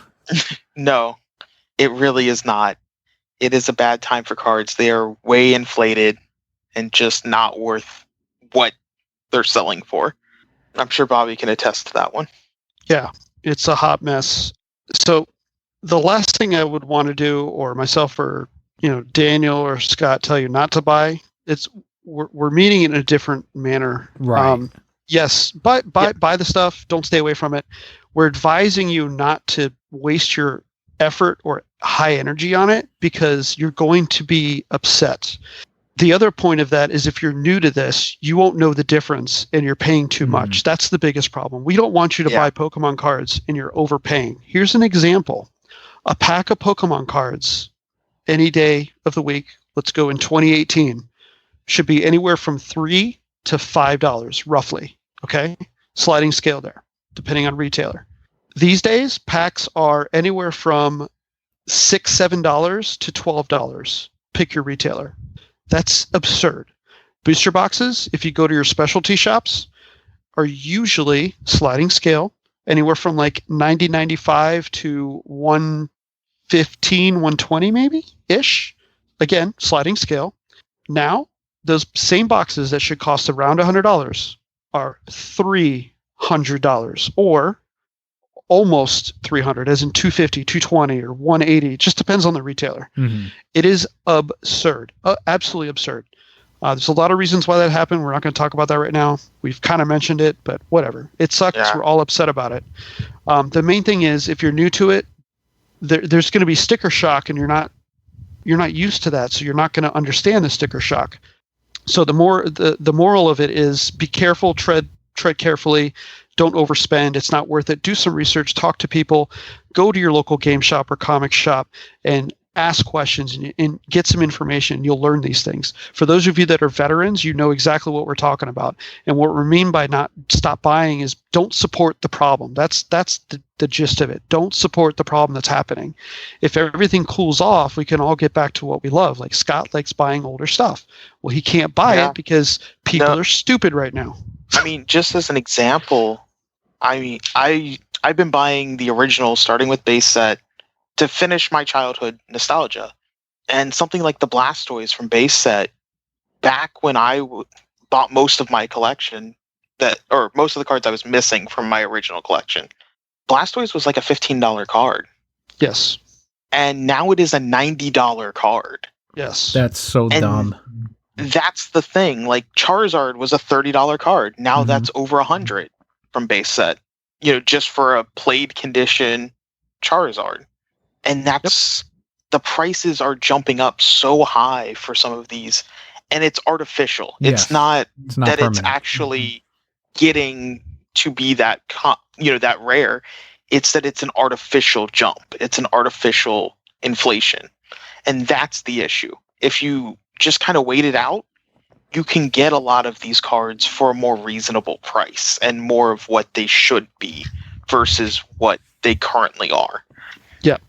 What we advise is just keep an eye on things, and in the meantime, learn and educate yourself on where you can get these things, how you should get them, and you start building a collection list per se, and then monitor prices. You'll start seeing them go down.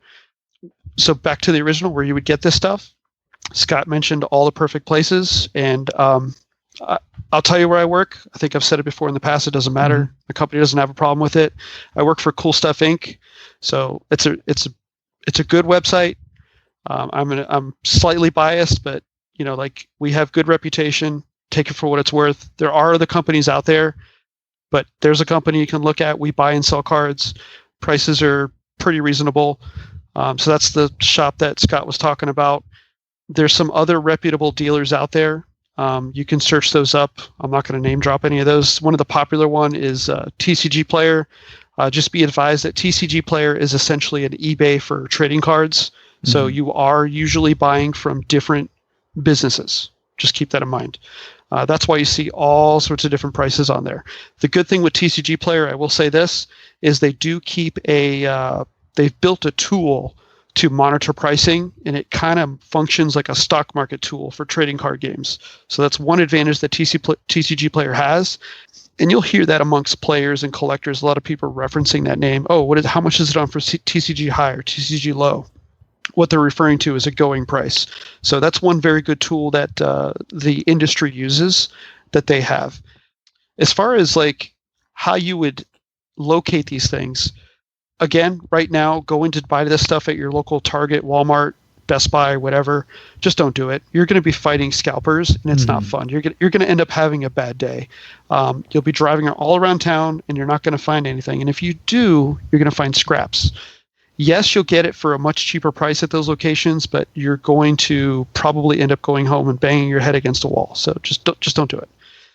While on that topic, though, they have to maintain that pricing. The reason why Bobby just mentioned that you're going to save money is they have to maintain the suggested retail pricing, and that doesn't go for just TCG. That goes for video games as well and movies. And one of the things that I'm sure you've run into this, Bobby, too, is due to demand, we have marked up our booster packs and everything. And it's, as you mentioned, it's ridiculous, but these eBayers are buying it up. So it's like they're driving the prices up, and we follow suit.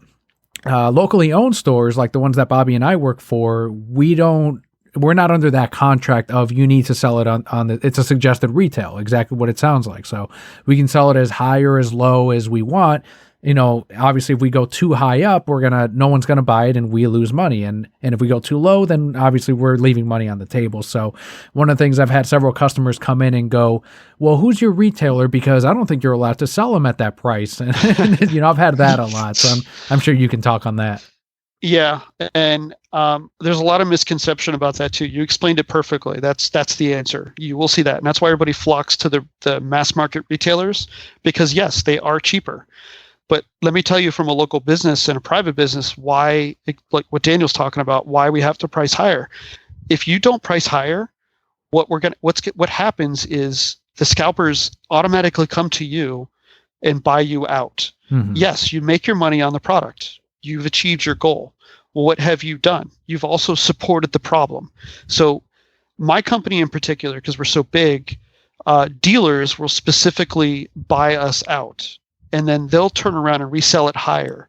So yes, we got our money. That's great. But we're now contributing to a larger problem, if that makes sense. So you have to look at it in a business aspect as to why retailers, private retailers, raise their prices, because you have to combat the problem. If you don't combat the problem, we're going to be in this forever. It's just standard economics. So yes, it sucks. And yes, a lot of people, I get them every so often. They're like, are you kidding me? Your price is so high. Yes, I know it's high. It has to be, because what would happen if if you went to here and it's just like Target and Walmart, how would you feel? Oh yeah, yes, that does make sense, but it still costs more. I'm like, yeah, but it's here, right? What do? They buy it. Why? Because they found it and they were tired of driving around town. I will tell you, I feel absolutely slimy and disgusting selling people product at a higher price. I hate it. I absolutely hate it. But as a business, it's just it's the smart business decision to do. Unfortunately, you have to do it. When this curve kind of goes down at some point, we don't know when that is, but when that curve goes down, our prices will start going down and we'll just get back to normal, hopefully. This all sucks. We got to deal with it. Coming off that problem, other places to look for product, obviously all your local gaming stores, those are perfect places. Your local comic book shops should, for the most part, carry that product as well. So make sure you check in with your local comic book shop. try to talk to somebody on staff that is familiar with the card games. They can give you better advice, especially if you're trying to get into card games, whether it be playing or collecting. If you're looking for specifically singles, some of those stores will have singles out that you can purchase or look through. I know Daniel's store does. You'll have other companies that'll have an online inventory that you can look through, like mine. And the reason why is because the inventories are so large. So you can't just put it in boxes and have people thumbing through it, or there's just not a display case large enough for it, unfortunately. There are some other sites that offer buying online in singles. I will tell you in general right now these days with the current problem, singles are cheaper to buy than sealed product. The problem that we're talking about is all surrounded by sealed product. However, there are some very specific singles that do cost more, like what Scott was talking about, very certain quote-unquote key cards that have spiked in price because of the speculator market. So those are a little bit different and are not what I'm talking about. What I'm referring to is, like, let's say you're trying to play the card game and you're trying to play current cards out of Darkness Ablaze, Rebel Clash, Cosmic Eclipse, and Battle Styles. You need those cards, or Sword and Shield base set. Those card singles are going to be incredibly cheap. So what I recommend is finding your local game shop or online retailer and buy those cards outright to build your deck or fulfill your set. If you're a complete set builder, you will end up spending a lot less money than trying to buy a $200-300 booster box, and you're only going to get a few cards out of it, while all the rest of it is multiples because you're getting all those commons and commons. Mm-hmm. So that's one angle. Please stay away from Amazon, and the reason why I say that is because there's a lot of fake sellers on Amazon that sell fake product. Yep. The last thing you need to do is overspend for fake product. It is a very bad problem on Amazon right now, so I recommend not doing it. Now, where you could do it if Amazon's your only choice, or it's just what you do, and full disclosure, I hate Amazon because I run a local store, so there's some animosity there. But I will tell some truths to it, and Daniel can agree.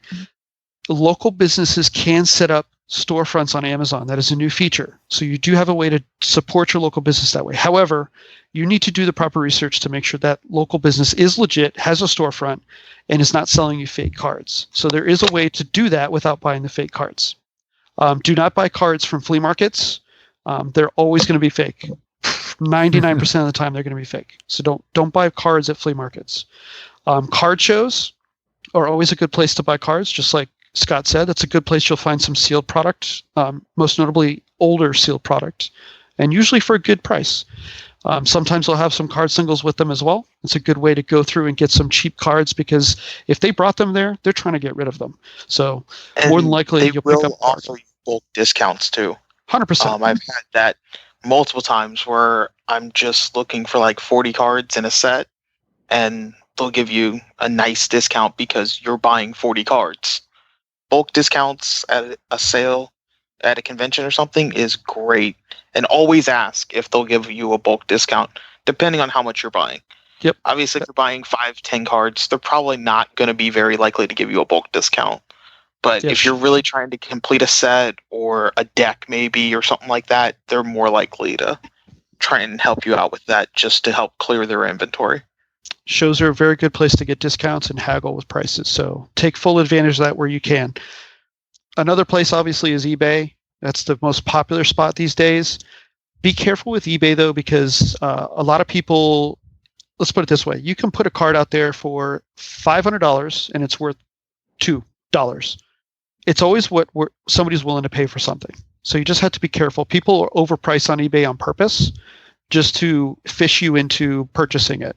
So do your research.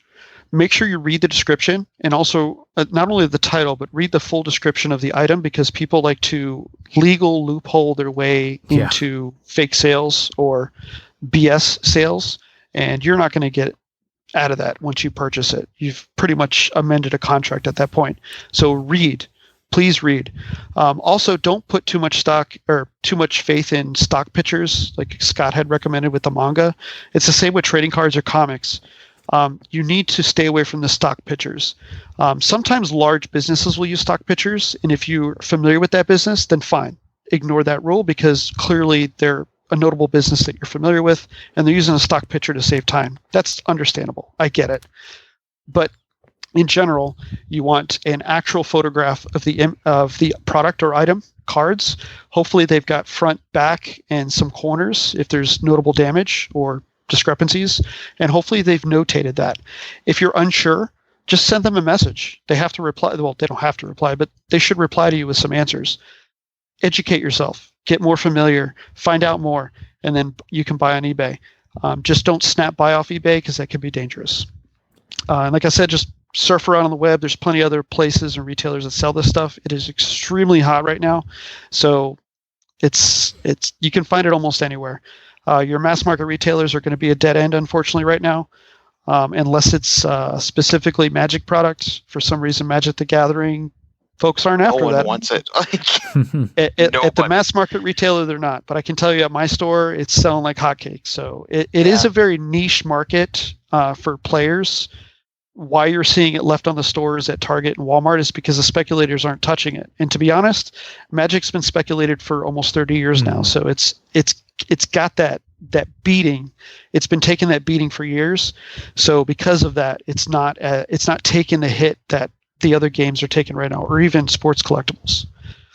Before we go into the video gaming portion of collecting, Scott, do you have any tips on how to track your TCG collection? And then we'll go into Bobby on how to actually get a card graded. So it's been a while, so I can't give an exact app for this one.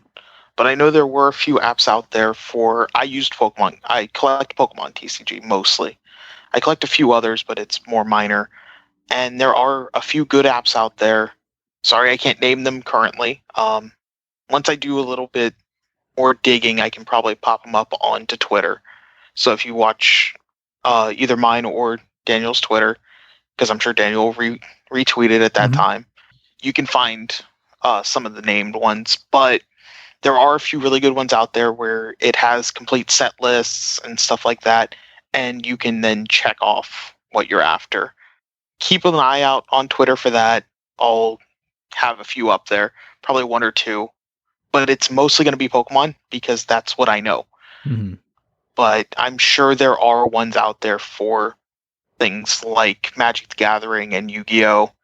I don't know as much for something like Cardfight Vanguard since it's not as popular in the US, but at least the big three TCGs, I'm sure there's some kind of way to track each and every one of them.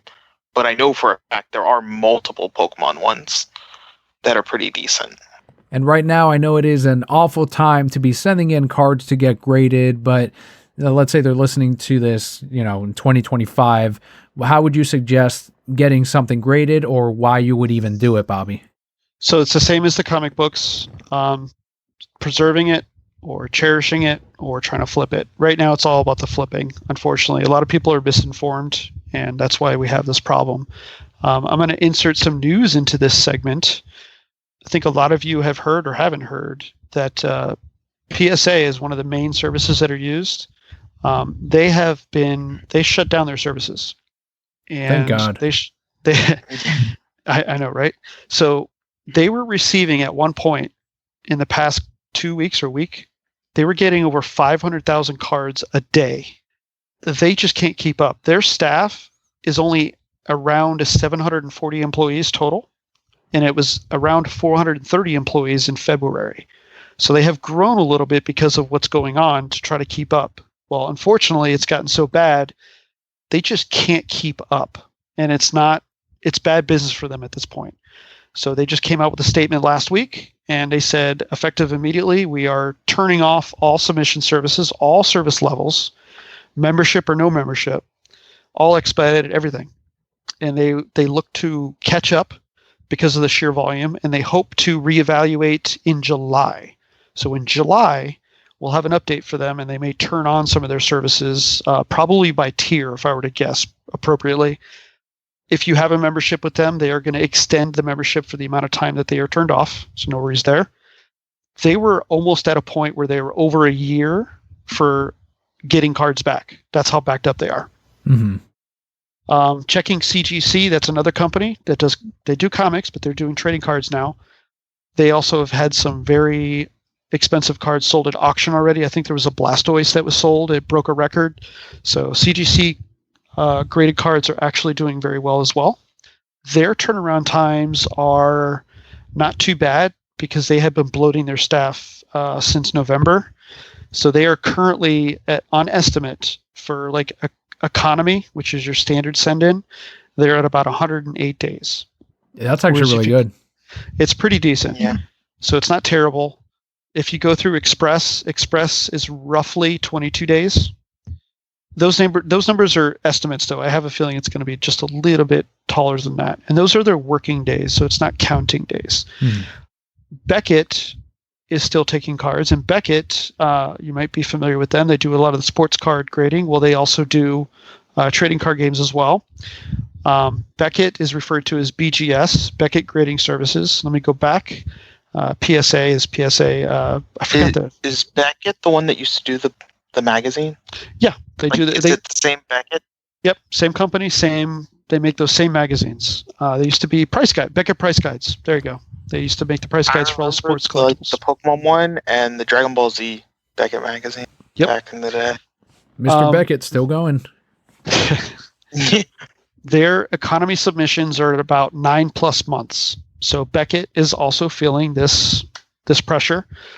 Their standard is 6+ months. Express is about 15 to plus days, business days, and then their premium is 10 to 15 plus business days. I'm sure those numbers are a little bit bloated right now because PSA just turned off. There's rumor that Beckett's going to turn off their services here very shortly because they're about to experience a pile-on because of what happened with PSA shutting off. CGC is obviously going to buckle or succumb to it. We'll see what happens. It's a bit absurd at the moment. But those are the three most popular that you would send in to get your cards graded: Beckett, PSA, and CGC. There's this misconception that I have to get it PSA graded because so-and-so said so on their stream. You know what? Fuck that guy. Fuck that person and fuck the horse they rode in on. You know why? Because they're endorsed by that company. That's why. So pick whatever company you want. They all are reputable. They do the service for you. They encapsulate your card and they certify the value on it and the grading they give it. They're all reputable. CGC has tons of backing. They've done it for comic books forever, and now they're doing cards. There's no difference. Beckett has been doing it for ages with sports cards. Sports cards are extremely lucrative. Why would they not be as good in trading cards for Pokemon than they are in sports cards? It's the same thing. So don't worry about sticking to that PSA moniker that people are telling you or that it's ingrained in your head because that's all you see. It doesn't matter. All three services provide the same level of service. They certify your card, they grade it. They look different? Yes, they will look different. But I can tell you from experience, the Beckett slabs are awesome. They look really cool. The CGC slabs are looking good too, and the reason why is because they have experience with the comic slabs. Mm-hmm. That's why they look so nifty.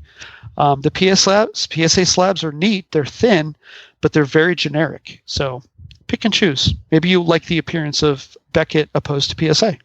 The pricing is pretty competitive, but with this current problems, a lot of the pricing has been raised. I will tell you before they shut off, PSA was around for just a standard card. It was about $12.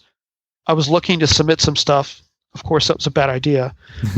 They had just raised the prices, and it went up to $20 a card.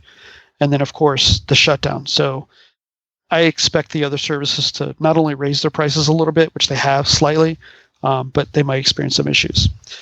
Back to the original question, why would you get a card graded? Again, sentimental, keepsake, preserve it, or sell it. Now's probably not the best time to send in cards. I just went over the turnaround times. They're not good. Just sit on it, wait. Over time, you'll be able to do that. Some of this will lift up.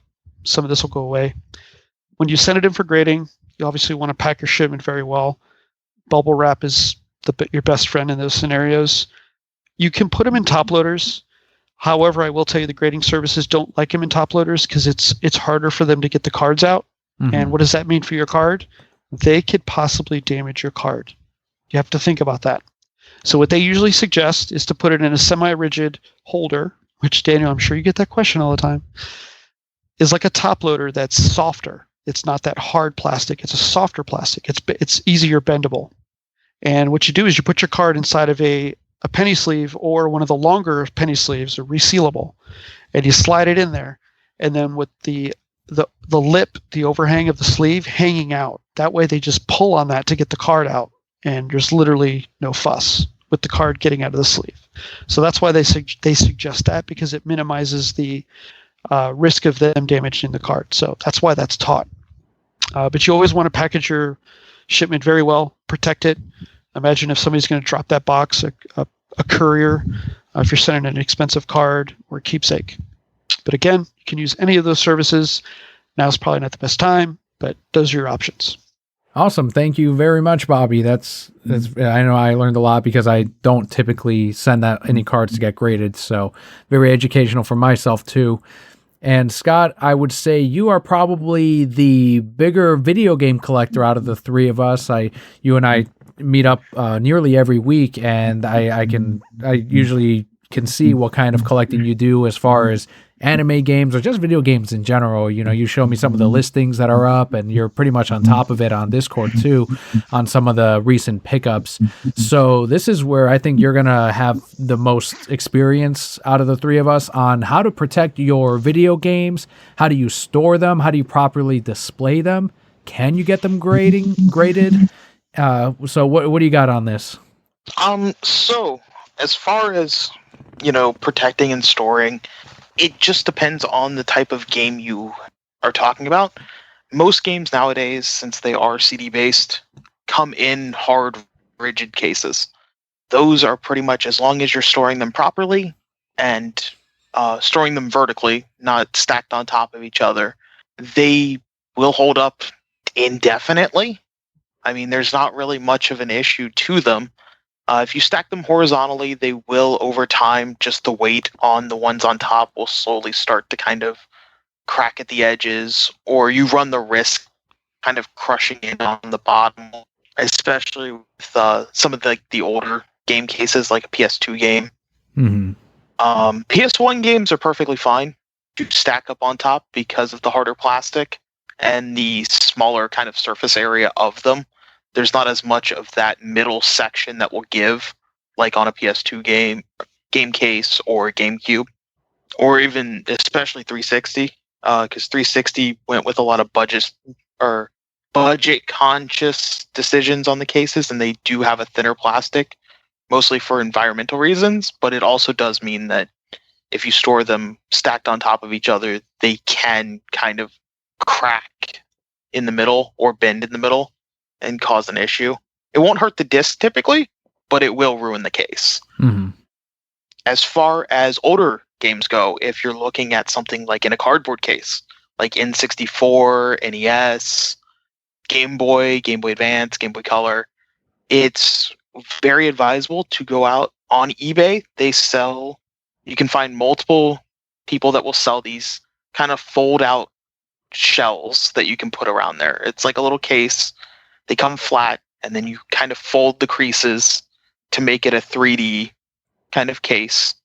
And then you slide gently your cardboard case inside, and it pretty much is an exact fit. So you're going to want to look for the vendor will always have it separated out by US Super Nintendo or Japanese Super Famicom or Japanese Game Boy Advance, because the original or Game Boy Advance games in English and Japanese are two different size cases.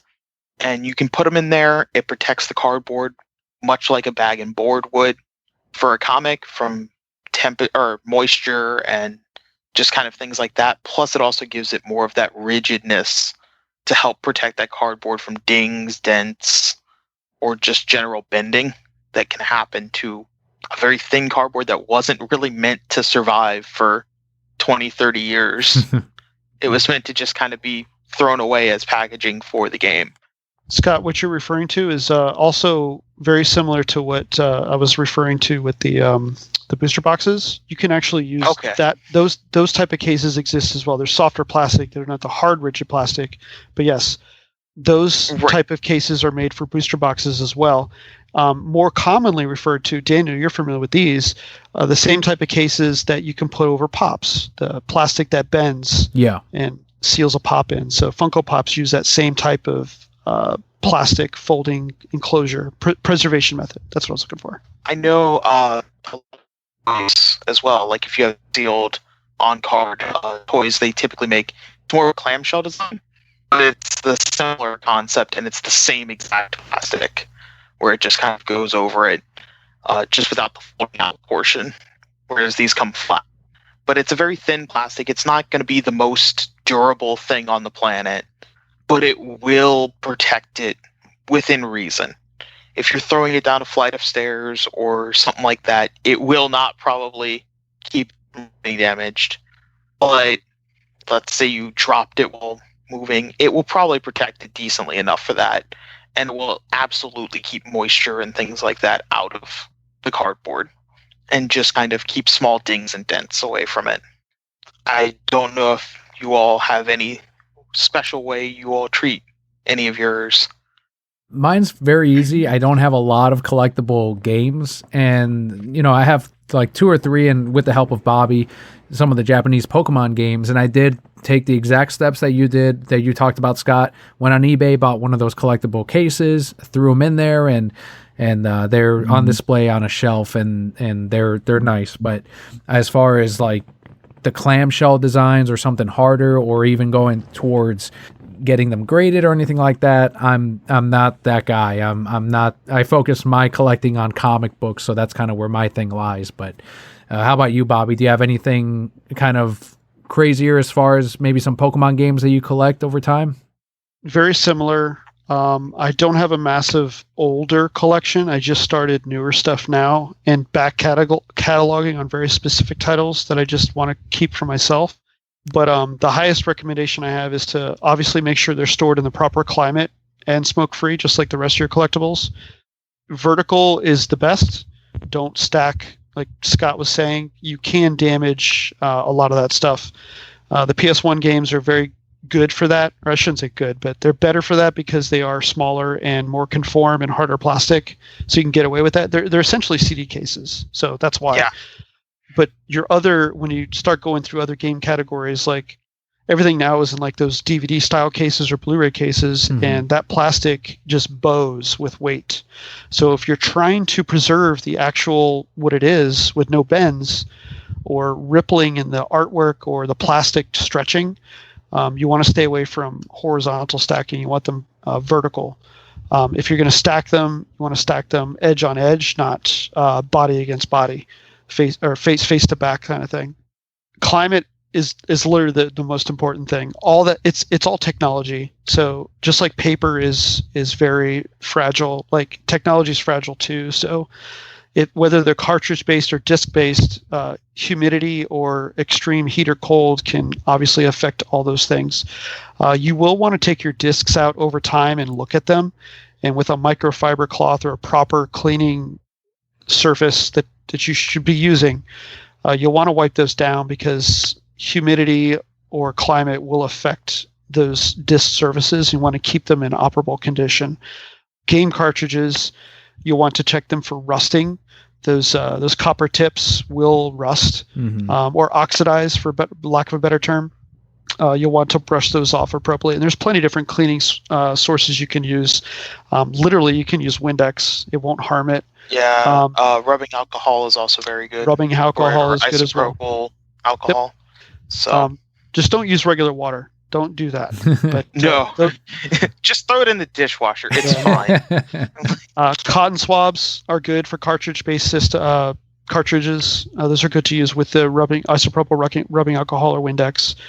Don't rub too hard. Just rub hard enough to where you can see that it's you're getting your color back. Don't overdo it, because if you rub too hard with a cotton swab, you're leaving the cotton, and you don't want that either. So just treat them very kindly, very neatly, and you'll do good with it.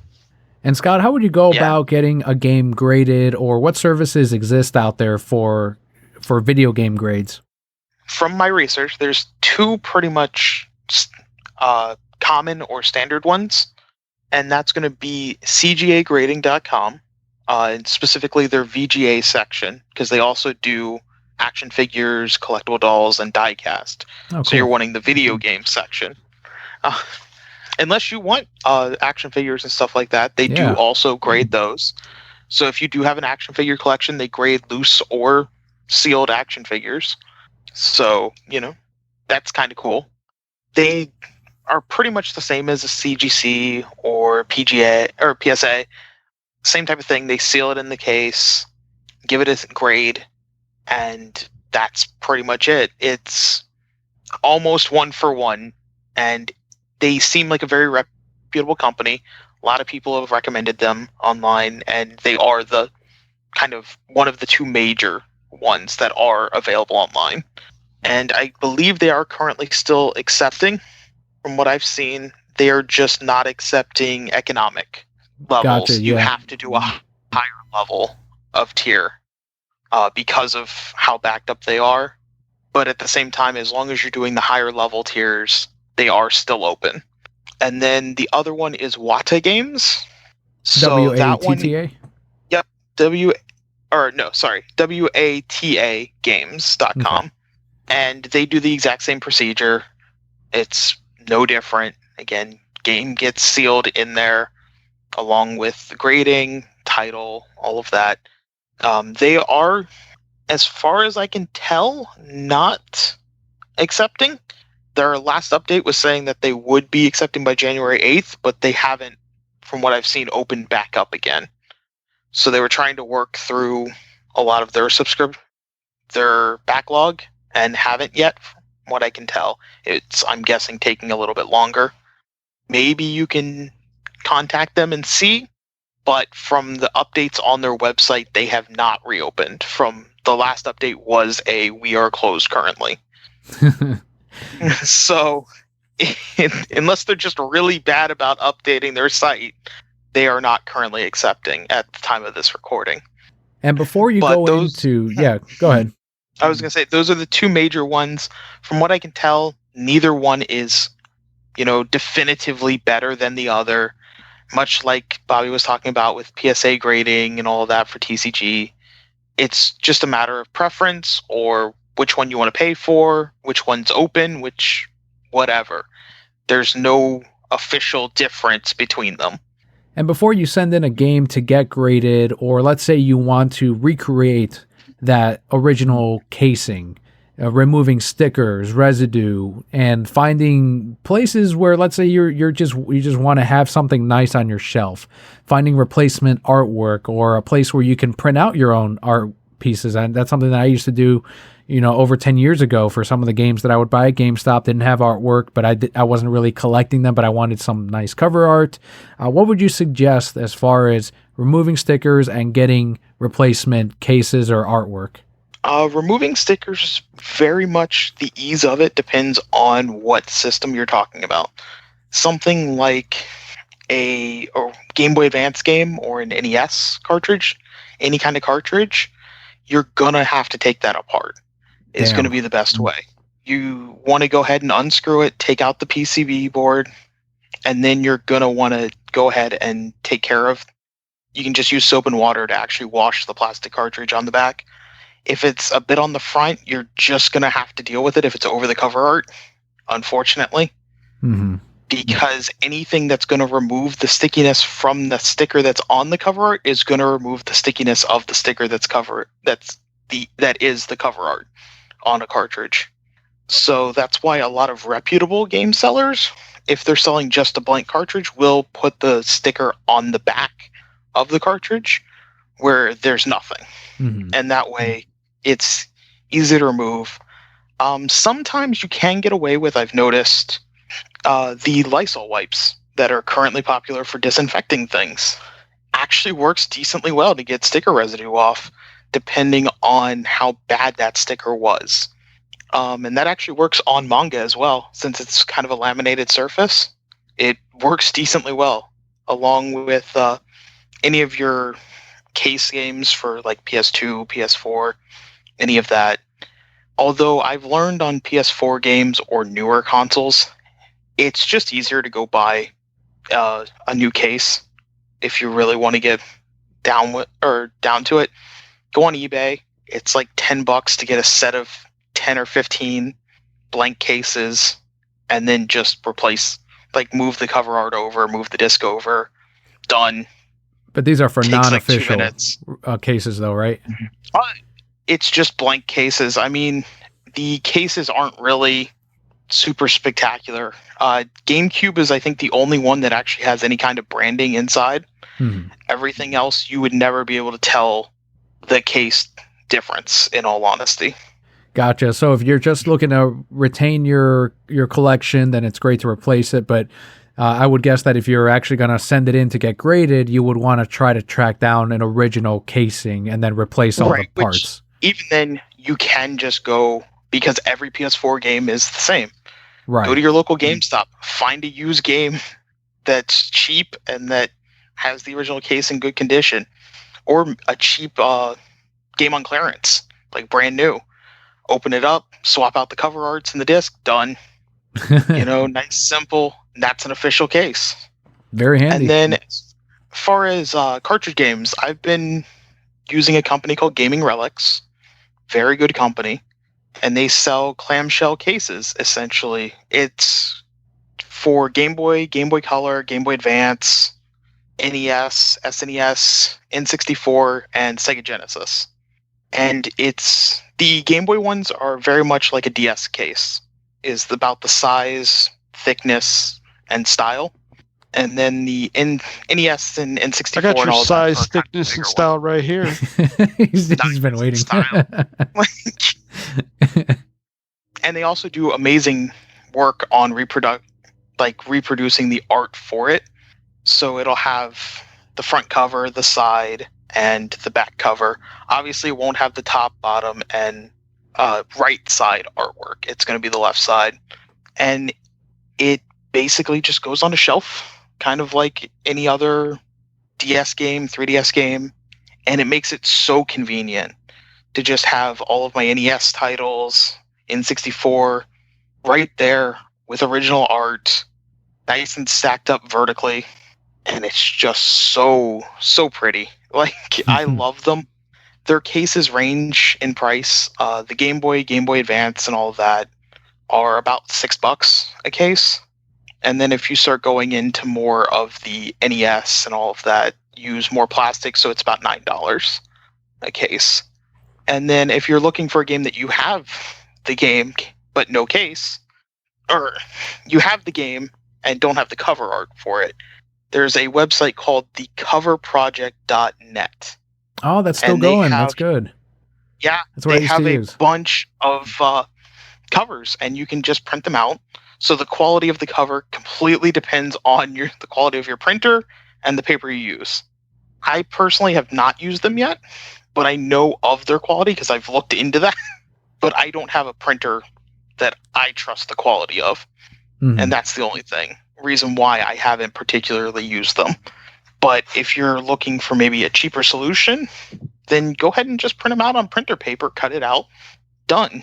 And if you're looking for something better, maybe you have a printer capable of it or are willing to invest in a printer capable of it.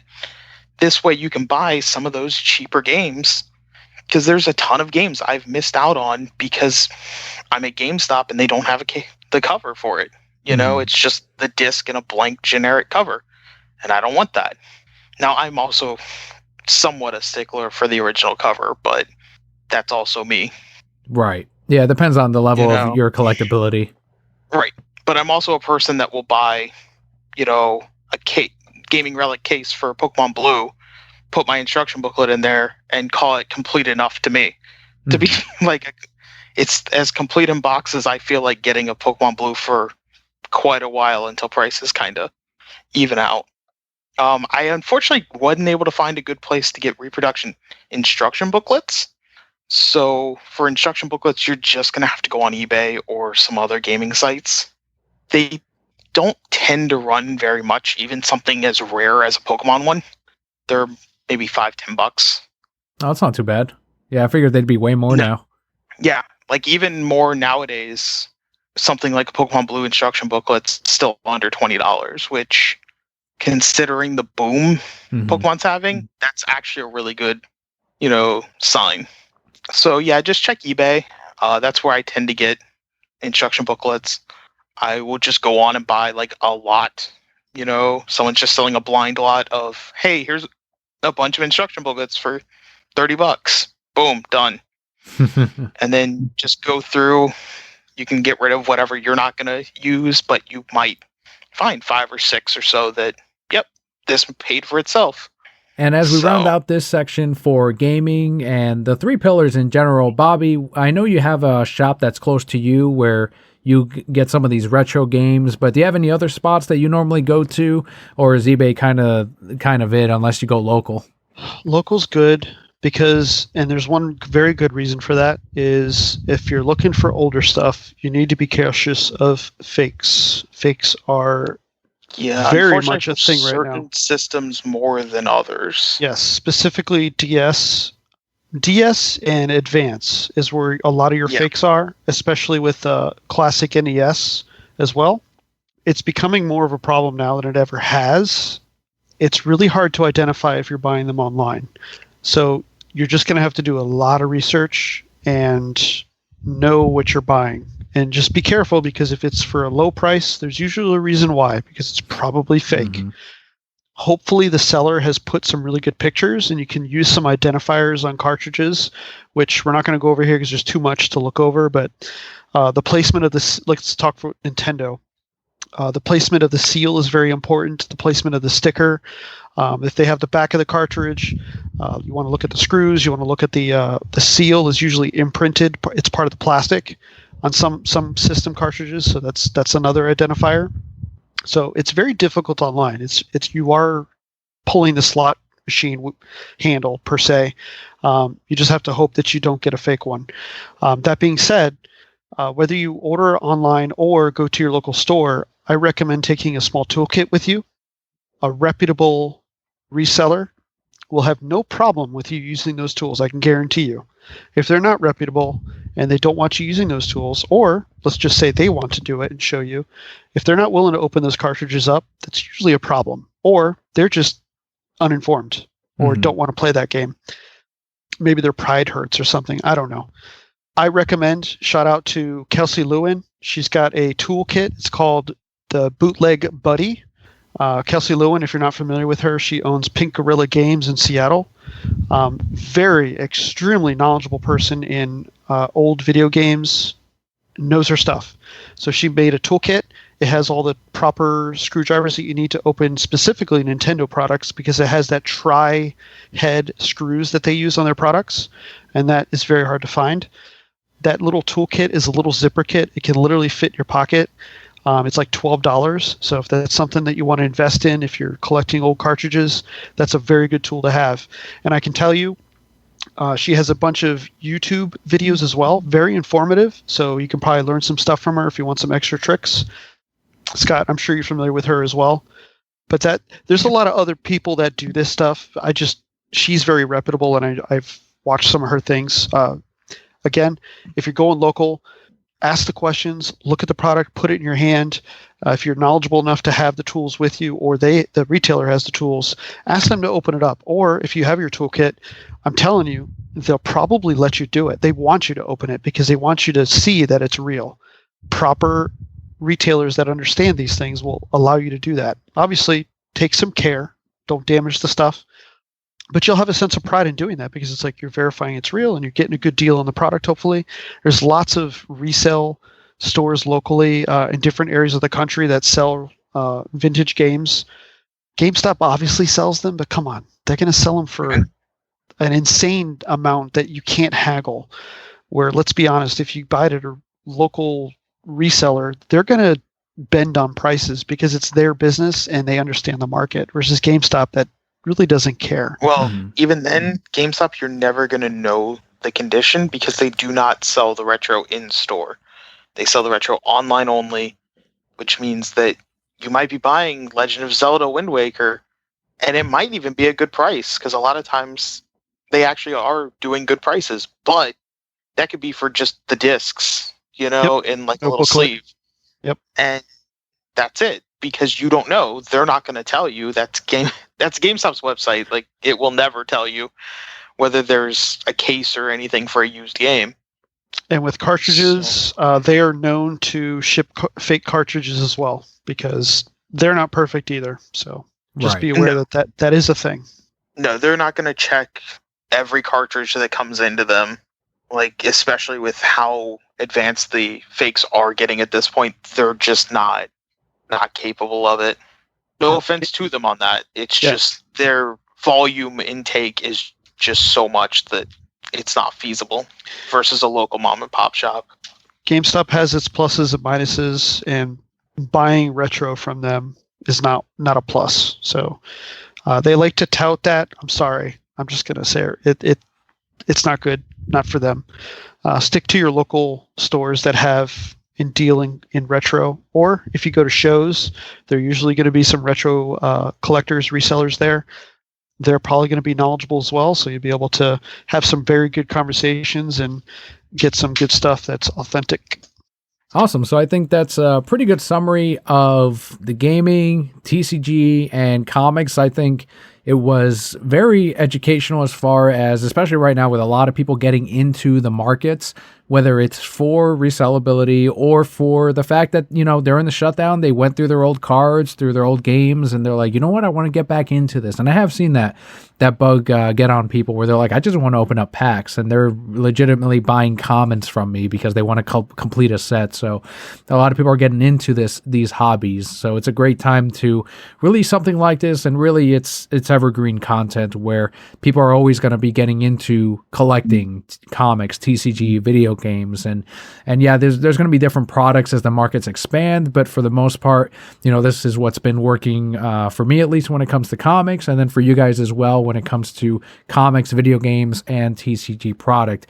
And this was, once again, an idea spearheaded by Scott, and Bobby jumped on board and is well supported, huge. So I want to thank you guys for providing this bonus episode first to our Patreon backers, and then when it releases publicly, an extra over 2 hours of content that week when it comes out for the collectors out there. So huge thanks once again, guys, for putting this outline together, for putting this episode together, and for co-hosting here. Thank you for having us. Absolutely. Always a pleasure. Shout out to some of our other Broquette collectors. Like, I'm a collector, and I do, I may seem super knowledgeable. I do work semi in the industry. Same with Daniel. There are two other Broquettes that put our collections to shame. I think we would all agree. Johnny Two Ships has some amazing books. Holy crap. And also Innsmouth. Innsmouth has some fantastic books. And I'll tell you what that leads into. If you join our Discord and go to our Collector's Corner, we like to share some of those gems, and they are gorgeous. Let me tell you, between those two, they have some books that I wish I had. My books that I think are awesome, they put me to shame. We all collect things, and we all have some neat things. Same with Scott. Scott has some fantastic old retro games that I had at one point, and I just don't have anymore. And, Daniel has some old stuff as well. So it's like, and even new stuff. We share new stuff on there too. So Daniel will have the link for our Discord. He puts it out all the time. I'm sure it'll be in the show notes. Join our Discord. If you don't want to deal with it, just put notifications off, and you can just pop into our Collector's Corner and show it off. Mm-hmm. It's cool to show those things off sometimes, especially at a time now where we really can't go anywhere or do too much, and things have changed and we can't go to cons. Like, share those things. Those are things to be proud of. Your collections, your displays, your pops, your figures, or whatever you collect, coin collection, stamp collection, whatever it may be. Those are cool to look at, and I'm sure it's fun to share, because I have fun sharing some of my books or pickups. Say you bought something on eBay and it was a steal, like, share that. That's fun. So check out our Discord. It's a lot of fun. There's some other channels where we have some fun as well. And of course, it was a pleasure to be here and help everybody out, give some tips. At me on Twitter whenever you want, or in Discord, and you can ask more specific questions. I would love to elaborate. I'm very, very good with Pokemon and TCGs, and I'm a collector in comics. And what's your Twitter? I will have it in the description, but just so they can hear it too. Twitter is Cuban Slim with a Q. QB as in boy, ANSLIM. Thank you. And Scott, where can people find you, and where do you stream and what days? So you can find me at Pandanime on Twitter, at Pandanime. And then you can also find me on at Lazy Gaming Guys on Twitter. And you can find us on Lazy Gaming Guys on YouTube. It's It's Lazy Gaming Guys, all one word. And we stream on YouTube every Wednesday night, roughly between 10:30. Sometimes it's a little later, depending on technical difficulties or people's schedules when people get off work. And that I do with my two co-hosts of Jacques and Julian. And we have a fun time. We also have OmniJam. You can find him at Twitch TV/OmniJam. I'll throw in his little shout out. Yeah, you fucking promoted him. But we have a lot of fun streaming different games. You can find anything from Dark Souls type games to random anime weeb games. Now we don't really do sports, so that's the one thing of content you will never see from us, unless like someone donates money to force us to play it. But I don't think that's going to happen. You had that one sexy anime jet ski one, didn't you? That's a sport. Oh yeah, I did do that. I could play DOA Extreme Beach Volleyball 3. Boom. That's another sport. Like that's sport. Plenty of sports. So, but yeah, tune in every Wednesday night at about roughly 10 to 10:30 Eastern time. We stream. It's literally every week, barring very unforeseen circumstances. So very rarely we don't. And I can almost guarantee that you'll either see Julian fall asleep or hear Julian fall asleep, or both. Shout out to Julian. He has been known to fall asleep, and he has been known to talk in his sleep during the stream. He is good at that. That is an actual thing. So if that's not content, I don't know what is. That's right. Thank you guys again so much for helping out with today's episode. And to you on the other side, thank you for tuning in, for subscribing. If this is your first episode, we hope that you tune in for next week's as well. But otherwise, Brocat Core, I've been Daniel, I've had Scott and Bobby on. All will be well.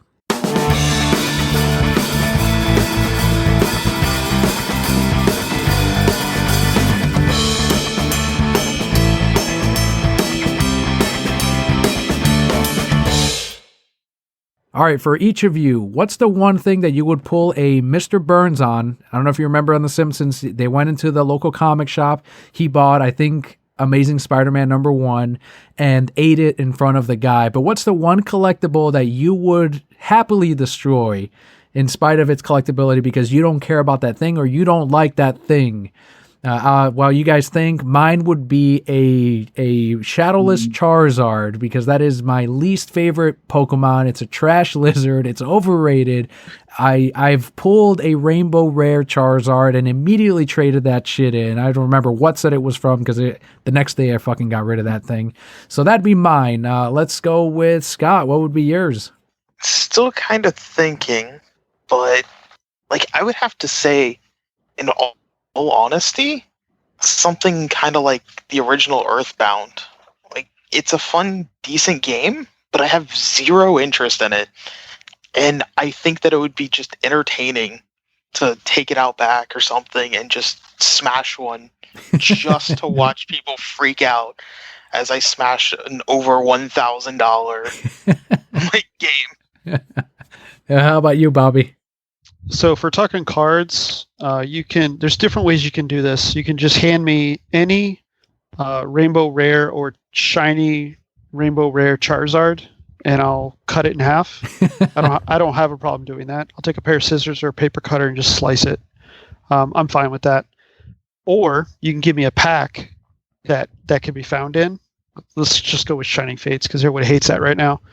I will take that pack and open the pack, either submerge it in water or just cut each card and then show everybody the cards. And hopefully the stupid card's there. I'm fine with that. If we're talking comic book, I don't know, you can give me the highest speculated book that's on the shelf right now. I'll buy it, pay cover price, or whatever shop is charging for it, as long as it's outlandish. Or if the shop wants to do a promotion where they watch somebody destroy a book and then I pay for it, that's fine. I'll destroy any heavily speculated book just out of spite. Just to see the cries, the anger, the blocks, the reports. Yeah, nice, it's cathartic. Base set booster pack and cut it in half. I wish I sell had off one. the halves. Like I'd put that on video. I'd put that on stream just to get the views because it would. Everybody crying about it. But see, the problem is though, people will then buy half of each card. Like you could tape that shit back together, and people will still pay you $1,000 for the Charizard or something. It's kind of like when this people Charizard were. was up my ass. Well, I'll give you $10,000 for it. All right, done.